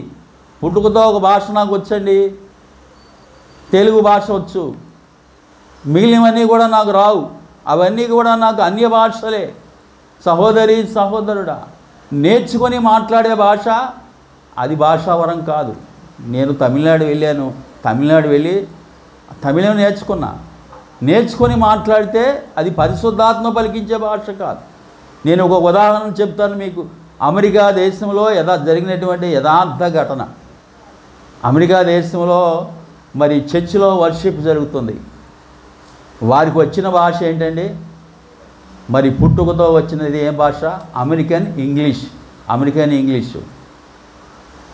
వారందరూ కూడా మరి అమెరికన్ ఇంగ్లీష్తో మాట్లాడాలి. కొంతమంది పరిశుద్ధాత్మతో నింపబడి ఒక 20 మంది అన్య భాషలు మాట్లాడుతున్నారు. అన్య భాషలు అంటే వారికి రానటువంటి భాషలు పరిశుద్ధాత్మ ద్వారా దేవుడు వారిని పలికిస్తున్నాడు. ఆ భాషలు. ఒక యూదుడు వచ్చి అసలు యేసుక్రీస్తు ప్రభువునే వారు నమ్మరు, భాషలు నమ్మరు. అక్కడేమో దైవ సేవకుడేమో మరి యేసుక్రీస్తు ప్రభువాని గురించి, రక్షణ గురించి చెప్తున్నాడు. యేసుక్రీస్తు ప్రభువారు రక్షకుడు, ఈ నామమునే రక్షణ పొందగలం, మరి ఏ నామమున రక్షణ పొందలేం అంటున్నాడు. ఈ యూదుడు ఏంటంటే ఆ భాషలను వ్యతిరేకిస్తున్నాడు. మరి దైవజనుడు చెప్పేటటువంటి ఆ యొక్క వాక్యాన్ని కూడా, యేసుక్రీస్తు ప్రభువారు బోధకుడు కదా, ఆయన ప్రవక్త కదా, ఆయన రక్షకుడు అంటారేంటి మీరు అని చెప్పి ఆయనతో పోట్లాడుతున్నాడు. ఒక మాట అన్నాడు అక్కడ ఆ యూదుడు, నేను నాకు వచ్చినటువంటి నా స్వభాషలో ఎవరైనా భాషలు మాట్లాడితే నేను నమ్ముతాను అని అన్నాడు. యూదులకు ఏం భాష అండి, హెబ్రూ భాష మాట్లాడతారు. నా భాషలో ఎవరైనా మాట్లాడితే, నేను పుట్టుకతో నేర్చుకున్నటువంటి నా స్వభాష మాతృభాషలో ఎవరైనా మాట్లాడితే నేను నమ్ముతాను యేసుక్రీస్తు ప్రభువాని రక్షకుడు అన్నాడు. ఒక చిన్న మరి బాలికను దేవుడు సిద్ధం చేసుకున్నాడు. 13 సంవత్సరాల బాలిక. ఆ బాలిక ఆమె పుట్టుకతో అమెరికన్ ఇంగ్లీషే ఆవిడకొచ్చు. బాలికకి ఏమొస్తుంది, ఇంగ్లీష్ రావడమే కష్టం. మరి ఆమె హెబ్రూ భాషలో మాట్లాడుతుంది. నజరేయుడైన యేసుక్రీస్తు ప్రభువారే రక్షకుడు, ఆయన మాత్రమే రక్షకుడు, ఆయన ద్వారానే మాత్రమే పరలోక రాజ్యంలో ప్రవేశించగలం అని ఆమె భాషలో మాట్లాడుతుంటే ఆ యూదుడు ఆశ్చర్యపోయాడట. ఏంటి నా భాషలో మాట్లాడుతున్నాడు, అసలు హిబ్రూ భాష అంటే ఏంటో వీళ్ళకి తెలియదు. హిబ్రూ భాషలో ఏం మాట్లాడుతుందేంటి, నా స్వభాషలో ఏం మాట్లాడుతుందేంటి. అక్కడే సాగిలపడి తన పాపాన్ని ఒప్పుకొని పశ్చాత్తాపడి ఆ దినమే రక్షణ పొందాడు. సహోదరి సహోదరుడా, ఈ అన్య భాషల్లో మరి మనం చూస్తే గమనించినట్లయితే దేవునితోనే మాట్లాడే భాష మనం చూస్తున్నాం. పెంతెకోస్తు దినాన ఏం జరిగిందంటే అపోస్తలుల కార్యములు చూడండి. అపోస్తలుల కార్యములు 1వ అధ్యాయం 1వ అధ్యాయం 5వ వచనం 4వ వచనం, అందరూ పరిశుద్ధాత్మతో నిండిన వారై ఆ ఆత్మ వారికి వాక్శక్తి అనుగ్రహించిన కొలది అన్య భాషలతో మాట్లాడసాగరి. ఆ కాలమున ఆకాశము క్రింద నుండి ప్రతి జనములో నుండి వచ్చిన భక్తి గల యూదులు యెరూషలేములో కాపురముండిరి. ఈ శబ్దము కలుగగా జనులు గుంపులుగా కూడి వచ్చి ప్రతి మనుష్యుడు తన స్వభాషతో వారు మాట్లాడుతూ విని కలవరపడిరి. ఇక్కడ ఈ ప్రాంతాల వారు ఉన్నారండి. కింద ప్రపంచంలో మరి ఆయా దేశాల్లో ఉన్నటువంటి యూదులు వారి స్వభాషలో వారందరూ కూడా ఈ పెంతెకోస్తు పండగ నాడు యెరూషలేములో కూడుకున్నారు. వారి స్వభాషలో వీరు మాట్లాడుతున్నారు. ఈ 120 మంది శిష్యులు మేడగదిలో ఉన్నవారు వారి స్వభాషలో మాట్లాడటం, వారు కలవరపడ్డారు, ఆశ్చర్యపడ్డారు. వీరు అసలు విద్య లేనటువంటి పామరులే, వీరికి ఆ భాష హిబ్రూ భాష కూడా సరిగా రాదే. ఇదిగో మన ప్రాంతాల వారు, ఈ ప్రాంతాల నుంచి వచ్చాం, ఈ దేశపు భాషలతో వీరు మాట్లాడుతున్నారే. చూడండి ఇక్కడ 11వ వచనం, క్రేతీయులు అరబీయులు మొదలైన మనం అందరము వీరు మన భాషలతో దేవుని గొప్ప కార్యములు వివరించుట వినుచున్నామని చెప్పుకొనిరి. అందరూ విభ్రాంతి నొంది ఎటు తోచక ఇదే మగును అని ఒకరితో ఒకరు చెప్పుకొనిరి. సహోదరి సహోదరుడా, వారికి ఆ భాషలు రావు, కానీ వారి దేశపు భాషలతో దేవుడు పలికిస్తున్నారు. ఏం చేస్తున్నారంటే దేవుని మహిమపరచడం. వారి స్వభాషలో ఉన్నారు, వారి మాతృభాషలో ఉన్నారు, వారి దేశపు భాషలో విన్నారు. సహోదరి సహోదరుడా, ఇలా కూడా దేవుడు మనం నిలబెట్టుకుంటాడు. మనకు ఆ భాష రాదు. చాలామంది ఇంగ్లీష్ రానివారు, ఆయా భాషలు రానివారు పరిశుద్ధాత్మతో నింపబడినప్పుడు వారి భాషలతో మాట్లాడచ్చు. సువార్త ప్రకటించడం, వాక్యాన్ని ప్రకటించడం మనం చూస్తున్నాం. ఇక్కడ మనుషుల భాషలతో మాట్లాడినట్లుగా మనం చూస్తున్నాం. వారు నేర్చుకొని మాట్లాడిన భాషలు కాదు, పరిశుద్ధాత్మ ద్వారా వారు మరి పలికినటువంటి భాషలు మనం చూస్తున్నాం. మనుషుల భాషలు. ఇక్కడ మరి భాషల వలన ఉపయోగం ఏమిటి క్లుప్తంగా చూద్దాం. అవిశ్వాసులకు సూచన. అవిశ్వాసులు అంటే కొంతమంది అది అవిశ్వాసులకే కాదని విశ్వాసులకు కాదంట. ఇక్కడ ఏం జరిగింది? పెంతెకోస్తు దినాన వీరి మీదకి పరిశుద్ధాత్మ దిగి వచ్చాడు. వీరు ఏదో ఒక కార్యం వీరి ద్వారా దేవుడు జరిగిస్తున్నాడు, ఈ మాటలు దేవుడే పలికిస్తున్నాడు అని వారు తెలుసుకున్నారు. వీరు అన్యులే, అంటే వీరు దేవుని యందు, యేసుక్రీస్తు ప్రభువారి యందు విశ్వాసం ఉంచలా. సహోదరి సహోదరుడా, ఇక్కడ మనం గమనించినట్లయితే వీరికి మరి వీరు దేవుని మహిమపరుస్తున్నారనే విషయము వారికి తెలియజేయబడింది ఈ భాషలో మాట్లాడటం ద్వారా. అలాగే కొన్నేళ్ళ ఇంటిలో కూడా మరి అన్యులు మాట్లాడటం మనం చూస్తున్నాం. ఒక వ్యక్తి భాషతో మాట్లాడుతున్నప్పుడు దేవుడు అతని నోటి ద్వారా ఈ భాష పలికిస్తున్నాడు. దేవుడు తన కార్యాన్ని జరిగిస్తున్నాడు. ఏదో దేవుని కార్యం జరిగించబడుతున్నదని వారు గుర్తిస్తారు. సహోదరి సహోదరుడా, కొంతమంది దీన్ని అవిశ్వాసులకే కానీ విశ్వాసులు కాదంట. మరి అటువంటిప్పుడు అపోస్తలుడైన పౌలు మీ అందరికంటే నేను ఎక్కువగా భాషలు మాట్లాడుతున్నాను అంటాడు. మరి అందరికంటే ఎక్కువ భాషలు మాట్లాడుతున్న అపోస్తలుడైన పౌలు అవిశ్వాస? సహోదరి సహోదరుడా, జ్ఞాపకం చేసుకుందాం. మరి సువార్త ప్రకటన కొరకు ఈ భాషలకు అర్థం చెప్తే మంచిదే. భాషలకు అర్థం చెప్పే అవసరం లేకుండా కూడా వారి భాషల్లో దేవుడు పలికిస్తాడు. ఇందాక 2 ఉదాహరణలు మనం చూసాం. వారి భాషల్లోనే వారు దేవుని మహిమపరిచారు, సువార్తను ప్రకటించారు. ఆ చిన్న బాలిక ఏం చేసింది? హెబ్రూ భాషలో సువార్త ప్రకటించింది. ఇదిగో నజరేయుడైన యేసుక్రీస్తే రక్షకుడు, ఆయన ద్వారానే పరలోక రాజ్యంలోనికి వెళ్ళగలం, ఆయన మాత్రమే రక్షించువాడు, రక్షకుడు అని చెప్పి ఆమె ఏం చేసింది? సువార్త ప్రకటించింది ఆ యూదుడికి. జ్ఞాపకం చేసుకుందాం. ఇక్కడ మనం సువార్త మరి భాషల మాట్లాడటం ద్వారా సువార్త ప్రకటించుదాం. అభిషేకము పొందారంటానికి కూడా ఒక సూచన.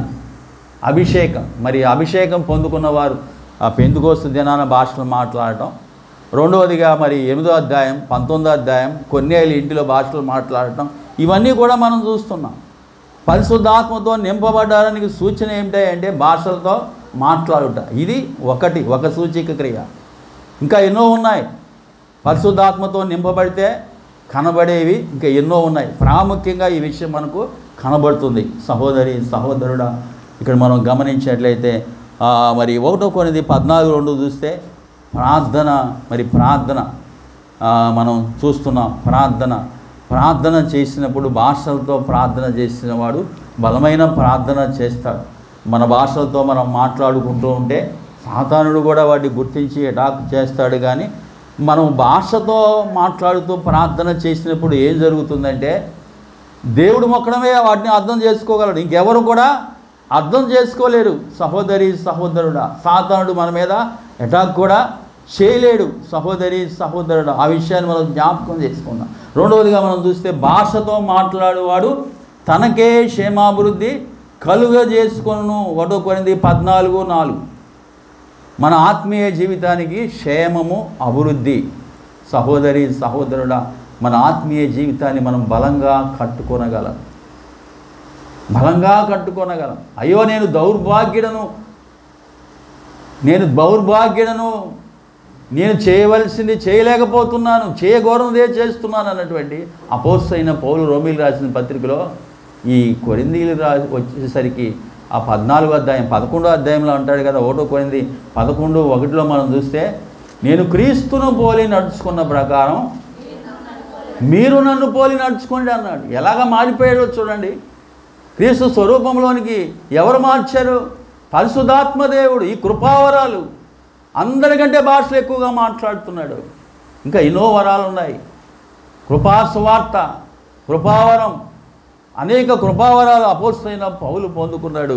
ఈ కృపావరాలను బట్టి దేవుని పోలికలోనికి, దేవునికి స్వరూపంలోనికి మార్చబడి నేను క్రీస్తుని పోలి నడుచుకున్న ప్రకారం మీరు నన్ను పోలి నడుచుకోండి అంటున్నాడు. 11వ అధ్యాయంలో మాట రాస్తున్నాడు. 14వ అధ్యాయము 12వ అధ్యాయము ఈ భాషల గురించి, కృపావరాల గురించి మనకు చెప్తున్నాడు. సహోదరి సహోదరుడా, ఎఫ్సీ రాసిన పత్రిక 3వ అధ్యాయం 15వ వచనం, మీరు అంతరంగ పురుషుని యందు శక్తి కలిగి ఆయన ఆత్మ ద్వారా బలపరచబడినట్లుగాను అంతరంగ పురుషుడు. చూడండి, ఇక్కడ అంతరంగ పురుషుడు బలపరచడానికి పరిశుద్ధాత్ముడు నింపుదల, కృపావరాలు మనకు కావాలి. అలాగే భాషలతో మాట్లాడువాడు మర్మములు పలుకుచున్నాడు, తనతోనే మాట్లాడుచున్నాడు. సహోదరి సహోదరుడా, భాషలతో మాట్లాడువాడు మర్మములు పలుకుచున్నాడు. కొత్త విషయాలు దేవుడు మనకు బయలుపరుస్తాడు. భాషలతో ప్రార్థన చేస్తున్నప్పుడు దేవుడు అనేక విషయాలు మనకు పరిశుద్ధాత్మ ద్వారా మనకు బయలుపరుస్తాడనే విషయాన్ని మనం జ్ఞాపకం చేసుకున్నాం. సహోదరి సహోదరుడా, నా మట్టుకు నేను ఈ అభిషేకం పొందుకున్న తర్వాత ఇంకెన్నో లేఖన సత్యాలను దేవుడు నాకు బయలుపరుస్తున్నాడు. ఎన్నో లేఖన సత్యాలను సహోదరి సహోదరుడా జ్ఞాపకం చేసుకుందాం. మరి భాషలో మాట్లాడుతున్నప్పుడు మరి మర్మాలు బయలుపరచబడతాయి అనే విషయాన్ని మనం జ్ఞాపకం చేసుకుందాం. తనతోనే మాట్లాడుతున్నాడు, మర్మాలు పలికిస్తున్నాడు దేవుడు. మరి అర్థం చెప్పేటప్పుడు అవి సంఘానికి కూడా దేవుడు బయలుపరుస్తాడనే విషయాన్ని మనం జ్ఞాపకం చేసుకుందాం. ఇక్కడ చూడండి, 1 కొరింథీ 14:14 చూడండి, నేను భాషతో ప్రార్థన చేసిన యెడల నా ఆత్మ ప్రార్థన చేయను. భాషలతో ప్రార్థన చేసేవారు మరి ఆత్మతో ప్రార్థన చేస్తున్నారు. భాషలతో ప్రార్థన చేయటం అనేది ఆత్మ ప్రార్థన. భాషలతో ప్రార్థన చేయుట మరి ఆత్మ ప్రార్థనకు అత్యంత అవసరమైనది. పరిశుద్ధాత్మ దేవుడు మన ఆత్మను మరి కనెక్ట్ చేసుకొని సంధించి ప్రార్థిస్తాడనే విషయాన్ని మనం జ్ఞాపకం చేసుకోవాలి. సహోదరి సహోదరుడా, మరి భాషతో ప్రార్థన చేసినప్పుడు నా మనస్సు బలవంతంగా ఉండదంటున్నాడు. అంటే అర్థం ఏమిటంటే మనస్సు మరి స్తబ్దంగా ఉంటుంది. ఎందుకంటే మనస్సులోంచి ప్రార్థన చేయట్లేదు కదా, మనస్సులో నుంచి మాటలు రావటంలా. ఎక్కడ చూస్తున్నట్టే పరిశుద్ధాత్మ దేవుడే మనలో ఉండి వాక్శక్తిని అనుగ్రహించి ఆ పలికిస్తున్నాడు ఆ మాటలు. మనం దేవునితో మాట్లాడుతున్నాం. భాషతో మాట్లాడేవాడు దేవునితోనే మాట్లాడుతున్నాడు. సహోదరి సహోదరుడా, ఆ విషయాన్ని ఇక్కడ మనం జ్ఞాపకం చేసుకుందాం. మరి భాషతో నేను ప్రార్థన చేస్తాను, ఆత్మతో ప్రార్థన చేస్తానని అపోస్తలుడైన పౌలు అంటున్నాడు. అలాగే రోమీయులకు రాసిన పత్రిక 8:26 చూస్తే, అటువలే ఆత్మయు మన బలహీనతను చూచి సహాయము చేయుచున్నాడు. ఏలైనగా మనం యుక్తముగా ఎలాగూ ప్రార్థన చేయవలనో మనకు తెలియదు కానీ ఉచ్చరింప శక్యము కానీ మూలుగులతో అవును పరిశుద్ధాత్ముడు మన పక్షముగా విజ్ఞాపన చేస్తున్నాడు. మనలో నుండి దేవుని చిత్త ప్రకారము యుక్తముగా ఎలాగూ ప్రార్థన చేయాలో మనకు తెలియదు కానీ భాష ద్వారా దేవుడు ఆ మాటలు పలికిస్తున్నాడు. మనస్సు ద్వారా మనం ఏం ప్రార్థన చేస్తామంటే ఈరోజు ఏం జరుగుతుంది, అసలు ఈరోజు ఏం జరుగుతుందో మనం చెప్పగలమా? మరుక్షణం ఏం జరుగుతుందో చెప్పగలమా? చెప్పలేము. రేపేం జరుగుతుందో చెప్పలేము. సాతానుడు ఏ విధంగా అటాక్ చేస్తాడో మనకు తెలియదు. కానీ భాషతో ప్రార్థన చేస్తున్నప్పుడంట దేవుని చిత్త ప్రకారముగా రాబోయే విపత్తు, అపాయాలు, ఇరుకులు, ఇబ్బందులు వీటన్నిటిని గురించి దేవుడు మన ద్వారా ప్రార్థన చేస్తున్నాడనే విషయాన్ని మనం జ్ఞాపకం చేసుకోవాలి. సహోదరి సహోదరుడా, మరి భాషలతో మరి 1 గంట ప్రార్థన చేసిన మరి మనం మామూలుగా మనస్సుతో 4 గంటలు 5 గంటలు ప్రార్థన చేసిన భాషలతో అరగంట సేపే ప్రార్థన చేస్తే చాలు. అది శక్తివంతమైనటువంటి ప్రార్థన అండి. సహోదరి సహోదరుడా, ప్రార్థన చేయకూడనివి చేయం. దేవుని చిత్తం ఏమైతే ఉందో దేవుని చిత్తానుసారంగా మనం ప్రార్థన చేస్తాము కాబట్టి మనం శక్తిని పొందుకుంటాం, బలమును పొందుకుంటాం, దేవుని చిత్తాన్ని అనుసరించి నడుస్తాం. ఈ ఆత్మీయ పోరాటంలో మనము విజయాన్ని పొందుకుంటాం. భాషలతో ప్రార్థించుట, దేవుని మహిమపరచుట. సహోదరి సహోదరుడా, పెంతెకోస్తు దినాన వారు దేవుని మహిమపరిచినట్లుగా మనం చూస్తున్నాము. సహోదరి సహోదరుడా, ఈ విషయాన్ని మనం జ్ఞాపకం చేసుకుందాం. పరిశుద్ధాత్ముడా, ఇంకో పాట ఉంది కదా, ఆ పాట కాదు, ఇంకో పాట ఉంది కదా, పరిశుద్ధాత్మ. ఆత్ముడా యేసు పంపిన వాడవు ఇవేగా పరిశుద్ధాత్ముడా. టైం ఎంత గంట ప్రార్థన అన్నారా? 10 నిమిషాలు ముందు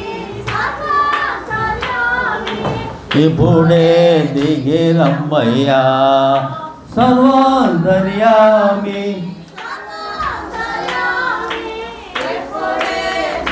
రమ్మయ్యా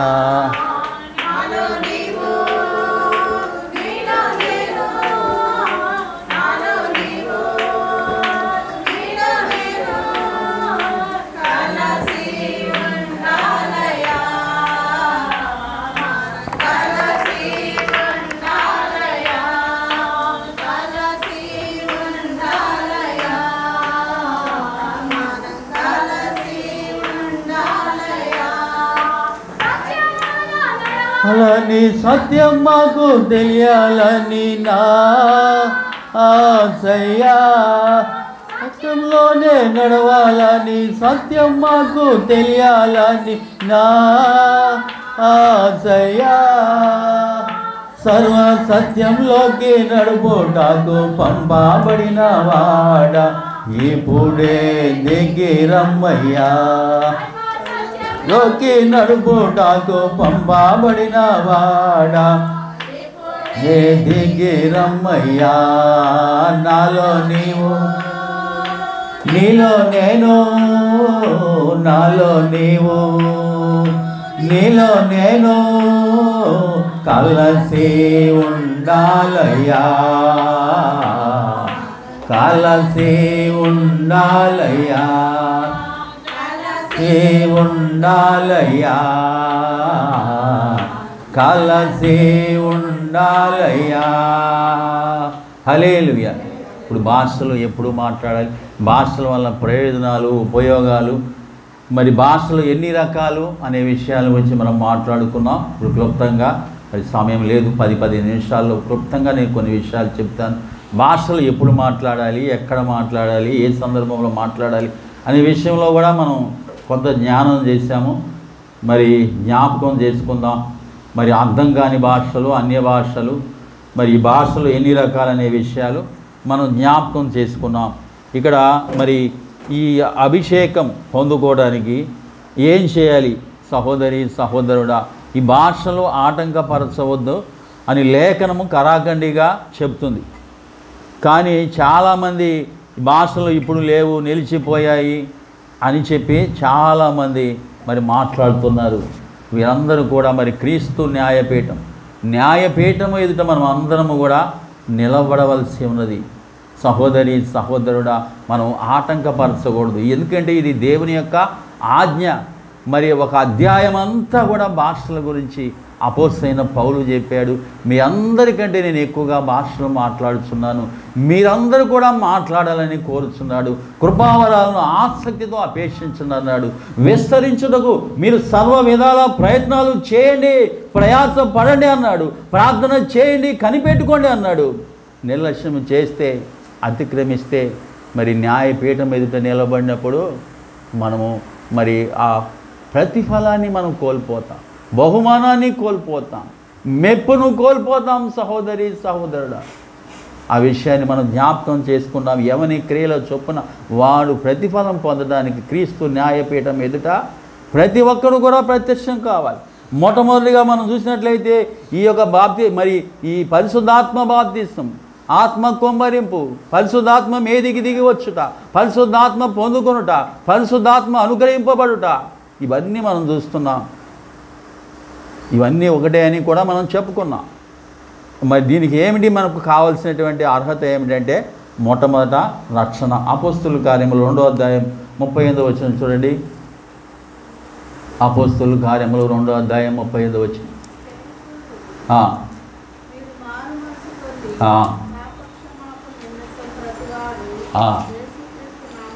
బాప్తిసం పొందిడి, అప్పుడు మీరు పరిశుద్ధాత్మను వరమును పొందుదురు. ఈ వాగ్దానం మీకును మీ పిల్లలకును దూరస్తులందరికీ ప్రభువైన మన దేవుడు తన యొద్దకు పిలిచిన వారందరికీ చెందునని వారితో చెప్పెను.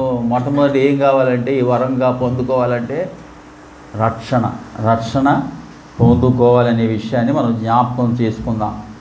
ఈ రక్షణ పొందిన తర్వాత మనము మరి కృపావరాల గురించి మనం మాట్లాడుకుంటున్నాం. ఈ కృపావరాలు ఎప్పుడు వస్తాయి? పరిశుద్ధాత్మ అభిషేకము పొందుకున్నప్పుడు.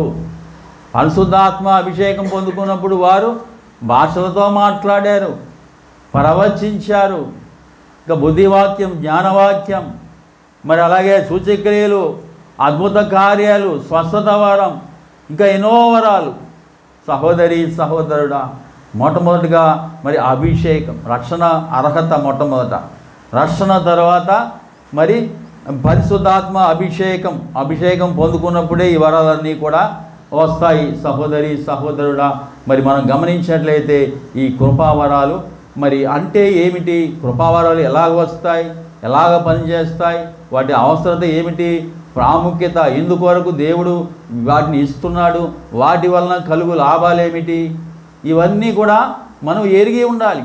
ఇక్కడ 1 కొరింథీ 12వ అధ్యాయం 1వ వచనం, కృపావరం గురించి మీకు తెలియకుండా, ఆత్మ సంబంధమైన వరముల గురించి మీకు తెలియకుండా నాకు ఇష్టం లేదంటున్నాడు. పరిశుద్ధాత్మ అభిలాష, అపోస్తలుడైన పౌలు అభిలాష, దేవుని యొక్క అభిలాష ఏమిటంటే కృపావరాల గురించి మనం బాగుగా తెలుసుకోవాలి. మరి మనం గమనించేటైతే మొట్టమొదటి రక్షణ, తర్వాత మనం చూస్తే భాషావరాలు పొందుకోవాలన్నటువంటి ఆసక్తి. కృపావరాలు ఏది పొందుకోవాలన్నా ఆసక్తి, అపేక్ష కావాలి, కనిపెట్టుకోవాలి. అలాగే భాషావరం కూడా మనకు ఆసక్తి కావాలి, ఆసక్తితో అపేక్షించుడి. లోకాసువార్త 13వ అధ్యాయంలో మనం చూసాం కదా, పరిశుద్ధాత్మ కొరకు తను అడుగు వారికి పరిశుద్ధాత్మను ఎంతో నిశ్చయముగా అనుగ్రహించిన విషయాన్ని ఇక్కడ మనము జ్ఞాపకం చేసుకుందాం. అపోస్తలుల కార్యములు 1:4లో మరి తండ్రి చేసిన వాగ్దానం కొరకు మీరు కనిపెట్టుకొనండి, ప్రార్థన చేయండి అని యేసుక్రీస్తు ప్రభువారు చెప్పారు. కనిపెట్టుకోవాలి, ప్రార్థన చేయాలి, ఆసక్తితో వాటిని అపేక్షించాలి. ఆ వాగ్దానాన్ని స్వతంత్రించుకునే వరకు కూడా ఆయన సన్నిధిలో మనం ప్రార్థన చేయాలి. కొన్నిసార్లు మరి కొన్ని రోజులు పట్టవచ్చు, కొన్నిసార్లు కొన్ని నెలలు పట్టవచ్చు, కొన్నిసార్లు సంవత్సరాలు పట్టవచ్చు. మరి సంవత్సరాలైనా మాసాలైనా మనం ఆసక్తితో అపేక్షించినప్పుడు దేవుడు వాటిని మనకిస్తాడు. సహోదరి సహోదరుడా, అపోస్తుల కార్యములు 1:4 మనం చూసాం.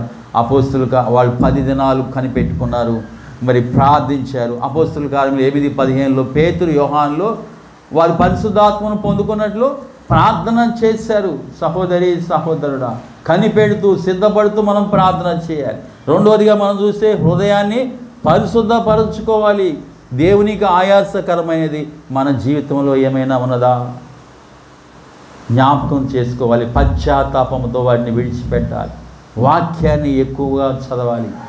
సహోదరి సహోదరుడా, వాక్యము ద్వారా అలాగే ప్రార్థన ద్వారా మనల్ని మనం శుద్ధి చేసుకోవాలి. సహోదరి సహోదరుడా, వాక్యము అనే ఉదక స్నానము చేత ఈ సంఘాన్ని మహిమగల సంఘముగా కళంకమైన మత్సైన మరి ఏదైనా లేకుండా నిలవబెట్టుకోవాలని ఆయన వాక్యమనే ఉదక స్నానాన్ని చేయిస్తున్నాడు. వాక్యము అందుకనే దావీదు అంటాడు, నేను పాపము చేయకున్నట్లు నా హృదయంలో నీ వాక్యాన్ని ఉంచుకొని ఉన్నాను అంటున్నాడు ఆయన. ప్రార్థన ద్వారా వాక్యము ద్వారా మనం శుద్ధి చేయబడాలి. సహోదరి సహోదరుడా, మనము పరీక్షించుకోవాలి, సిద్ధపరచుకోవాలి. ప్రిపరేషన్ అన్నమాట రెండోది. మూడవదిగా మనం చూస్తే లోక 24:53 చూడండి. ఎడతెగక స్తోత్రము. లోకాసు వార్త చూడండి, చివరి అధ్యాయం. వారు ఏం చేస్తున్నారు? దేవాలయానికి వెళ్ళి చదవండి ఆ మాట.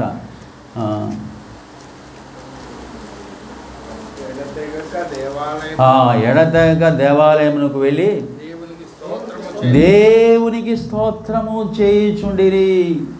ఎడతెగక స్తోత్రం చేయాలండి. మనము కృతజ్ఞతాస్తుతులు చెల్లించాలి.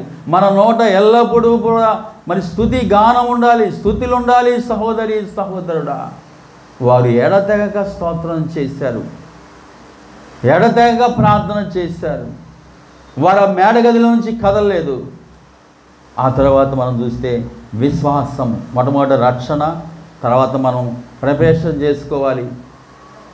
సహోదరి సహోదరుడా, మరి ఆ తర్వాత ఆయన స్తుతించాలి. ఎడతెగక స్తోత్రం.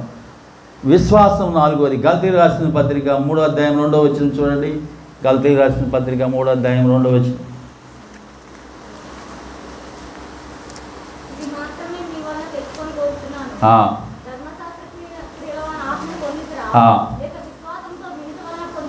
విశ్వాసముతో వినుట ద్వారా విశ్వాసం పొందుకోవాలి. దేవుడు ఒక వాగ్దానం ఇచ్చాడు, అంతే దినములో మనుషులందరి మీద నా ఆత్మను కొమ్మరిస్తానంటున్నాడు ఆయన. సహోదరి సహోదరుడా, దేవుడు నాకు ఇస్తాడు, వాగ్దానం ఇచ్చాడు కదా. నాకెందుకు ఇవ్వడు? వారు వాగ్దానం కొరకు కనిపెట్టుకున్నారు కదా 10 దినాలు. నేను కూడా కనిపెట్టుకుంటా, దేవుడు నాకు ఇస్తాడు.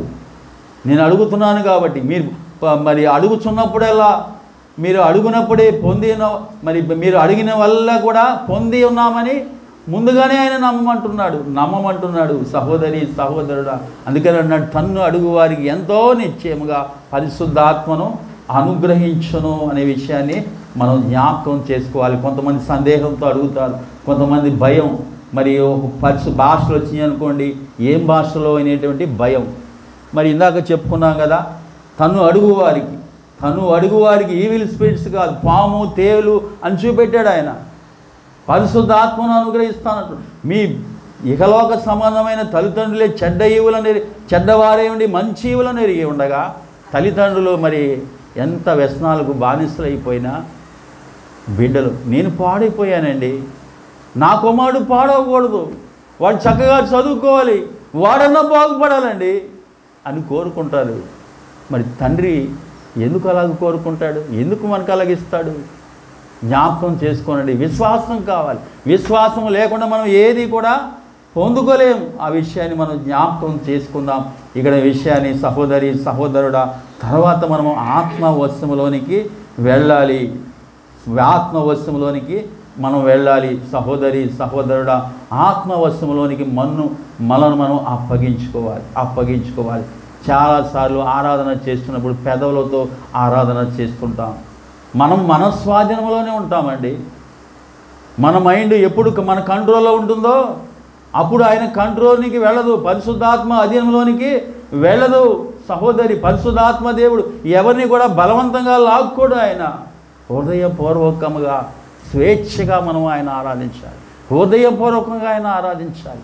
ఒక పాట పాడుతున్నామంటే లైవ్ తప్పుతుందనో పక్కన వాళ్ళు మ్యాచ్ అవుతుందో ఏమవుతుందో అని చూడకూడదు. అది ఎలాగంటే స్వేచ్ఛగా మనం ఆయన ఆరాధించాలి. హృదయపూర్వకంగా మరి దాన్ని అర్థం చేసుకుంటూ మరి లీనమైపోతూ మనము పరిశుద్ధాత్మ వశంలోనికి వెళ్ళాలి. అందుకని మనం అంటారు పరవశుడునై నేను పాడేదా. పరవశుడునై పాడేదా అంటే నా వశంలో లేకుండా ఇతరుల వశంలోనికి, పరిశుద్ధాత్మ వశంలోనికి, దేవుని వశంలోనికి నేను వెళ్ళి పాడతా, దేవుని వశంలోనికి నేను వెళ్ళి ప్రార్థన చేస్తా, స్తుతిస్తా, ఆరాధిస్తా అనే విషయాలు సహోదరి సహోదరుడా, అప్పుడు పరిశుద్ధాత్మ దేవుడు మన నోటికి మాటలు అందిస్తాడు, వాక్శక్తిని అనుగ్రహిస్తాడనే విషయాన్ని మనం జ్ఞాపకం చేసుకుందాం. దప్పిగొనిన వాని మీదనే దప్పిగొనిన వాని నేల యొద్దకు రమ్మంటున్నాడు ఆయన.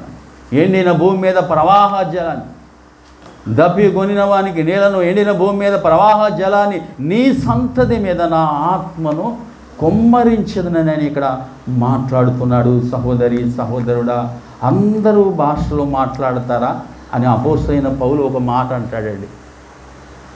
కొన్ని మాటలు చెబుతాడు. 1 కొరింథీయులకు రాసిన పత్రిక 12వ అధ్యాయంలో అంటాడు, అందరూ భాషలు మాట్లాడతారా, అందరూ ప్రవచిస్తారా, ఇలాగ చెప్తా. చెప్పినప్పుడు కొంతమంది ఏమనుకుంటారంటే అందరూ భాషలు మాట్లాడలేదు కదా, అపోస్తలుడైన పౌలే చెప్పాడు కదా. సహోదరి సహోదరుడా, ఇంకా ఎందుకు నేను భాషలు మాట్లాడాలి, దేవుడు ఎవరికి ఇస్తే వారు మాట్లాడాలి అన్నట్లుగా మాట్లాడుతూ ఉంటారు. అపోస్తలుడైన పౌలు ఏం చెప్పాడు, మీరందరూ భాషలు మాట్లాడవాలని కోరుచున్నాను. సహోదరి అందరము అడగాలి, కనిపెట్టుకోవాలి, అందరూ మాట్లాడవాలని. అయితే కొంతమంది మరి సరిగా కనిపెట్టుకోకపోవటం వలన, అడగకపోవటం వలన దేవుడు వాటిని వారు పొందుకోలేకపోతారు. అందరూ రక్షింపబడుతున్నారా? ఏమండి, భూమి మీద ఎంతోమంది ఉన్నారు, అందరూ రక్షణ పొందుకుంటున్నారా? అందరూ రక్షణ పొందుకోవట్లేదు కదా. చాలామంది మరి లోకంలోనే తిరుగుతున్నారు కదా, మరి నాకెందుకు అని అనుకుంటున్నామా? లేదు కదా సహోదరి సహోదరుడా. వారు నరకానికి వెళ్తారు, వారు నశించిపోతారు. నేను రక్షణ పొందుకోవాలి, ఆ నరకం నుంచి తప్పించుకోవాలి, నేను రక్షణ పొందుకోవాలి, వారి కొరకు ప్రార్థన చేయాలి అని అనుకుంటాం కదా. ఇది కూడా అంతే సహోదరి సహోదరుడా, జ్ఞాపకం చేసుకుందాం. ఇక్కడ మనం గమనించినట్లయితే ఇక్కడ మరి పరిశుద్ధాత్మ దేవుడు మనలో ఉన్నాడు, ఆయన మన మీదకు రావాలి. అందుకని ఆయన ఒక మాట అన్నాడు యోహాను సువార్తలో, ఎవడైనా దప్పిగొన్న ఎడలా నా ఎదుకు వచ్చి దప్పిక తీర్చుకొనవలెను అంటున్నాడు ఆయన. యోహాను సువార్త 7వ అధ్యాయంలో, ఎవడైనా దప్పిగొనేలా నా ఎదుకు వచ్చి దప్పిక తీర్చుకొనవలెను, నా యందు విశ్వాసం ఉంచువాడెవడో లేఖనము చెప్పినట్లు వాని కడుపులో నుండి జీవజల నదులు పారునన్నాడు ఆయన. దేని గురించి చెప్పాడు? ఆయన యందు విశ్వాసం ఉంచువాడు పొందబోవు ఆత్మను గురించి ఆయన ఈ మాట చెప్పాడు. సహోదరి సహోదరుడా, ఇప్పుడు ఈ నది మనలోనే ఉన్నదండి. మనం రక్షణ పొందినప్పుడు ఈ ఆత్మను పానం చేశా, పరిశుద్ధాత్మదేవుడు మనలోనే ఉన్నాడు. ఇప్పుడు బయటికి పారాలండి. ఇప్పుడు ఈ కృపావరాలు మనలోంచి బయటికి పారాలి.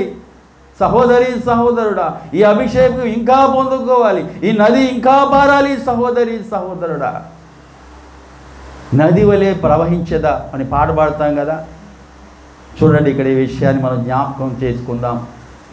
మరి నా యందు విశ్వాసం ఉంచువాడెవడో వాని కడుపులో నుండి జీవ జల నదులు పారునన్నాడు ఆయన. జ్ఞాపకం చేసుకుందాం. ఇవి బయటికి రావాలి, ఈ కృపావరాలు మనం పొందుకోవాలి, అభిషేకం మన మీదకి రావాలి అనే విషయాన్ని మనం జ్ఞాపకం చేసుకుందాం. ఇప్పుడు భాషలు ఎన్ని రకాలు, భాషల వల్ల ఉపయోగాలు ఏమిటి, భాషలు మరి ఎలాగ పొందుకోవాలి, ఎప్పుడు మాట్లాడాలి, ఎలాగ మాట్లాడాలి, ఎన్నో విషయాలు మనం నేర్చుకున్నాం. వీటిని మరలా మనం జ్ఞానం చేసుకుందాం. వీటిని మనం జ్ఞానం చేసుకుంటూ వాక్యానుసారంగా నడుచుకున్నట్లయితే, వాక్యానుసారంగా మనం కనిపెట్టినట్లయితే దేవుడు ఈ వరాన్ని మనకు అనుగ్రహిస్తాడు. అటు అభిషేకము మనమందరము పొందుదగుమగాక, మనమందరము భాషలో మాట్లాడుదుముగాక, మనమందరము అన్య భాషలతో మాట్లాడుదుముగాక. మీరందరూ భాషలో మాట్లాడమని నేను కోరుచున్నాను అంటున్నాడు. మరి అటు కృపావరాలు మనం అందరము కూడా పొందుకొందుముగాక. ఆమేన్ ఆమేన్ ఆమేన్. Thank you very much. అత్యవసరమైన వర్తమానం అందించిన వ్యవస్థలు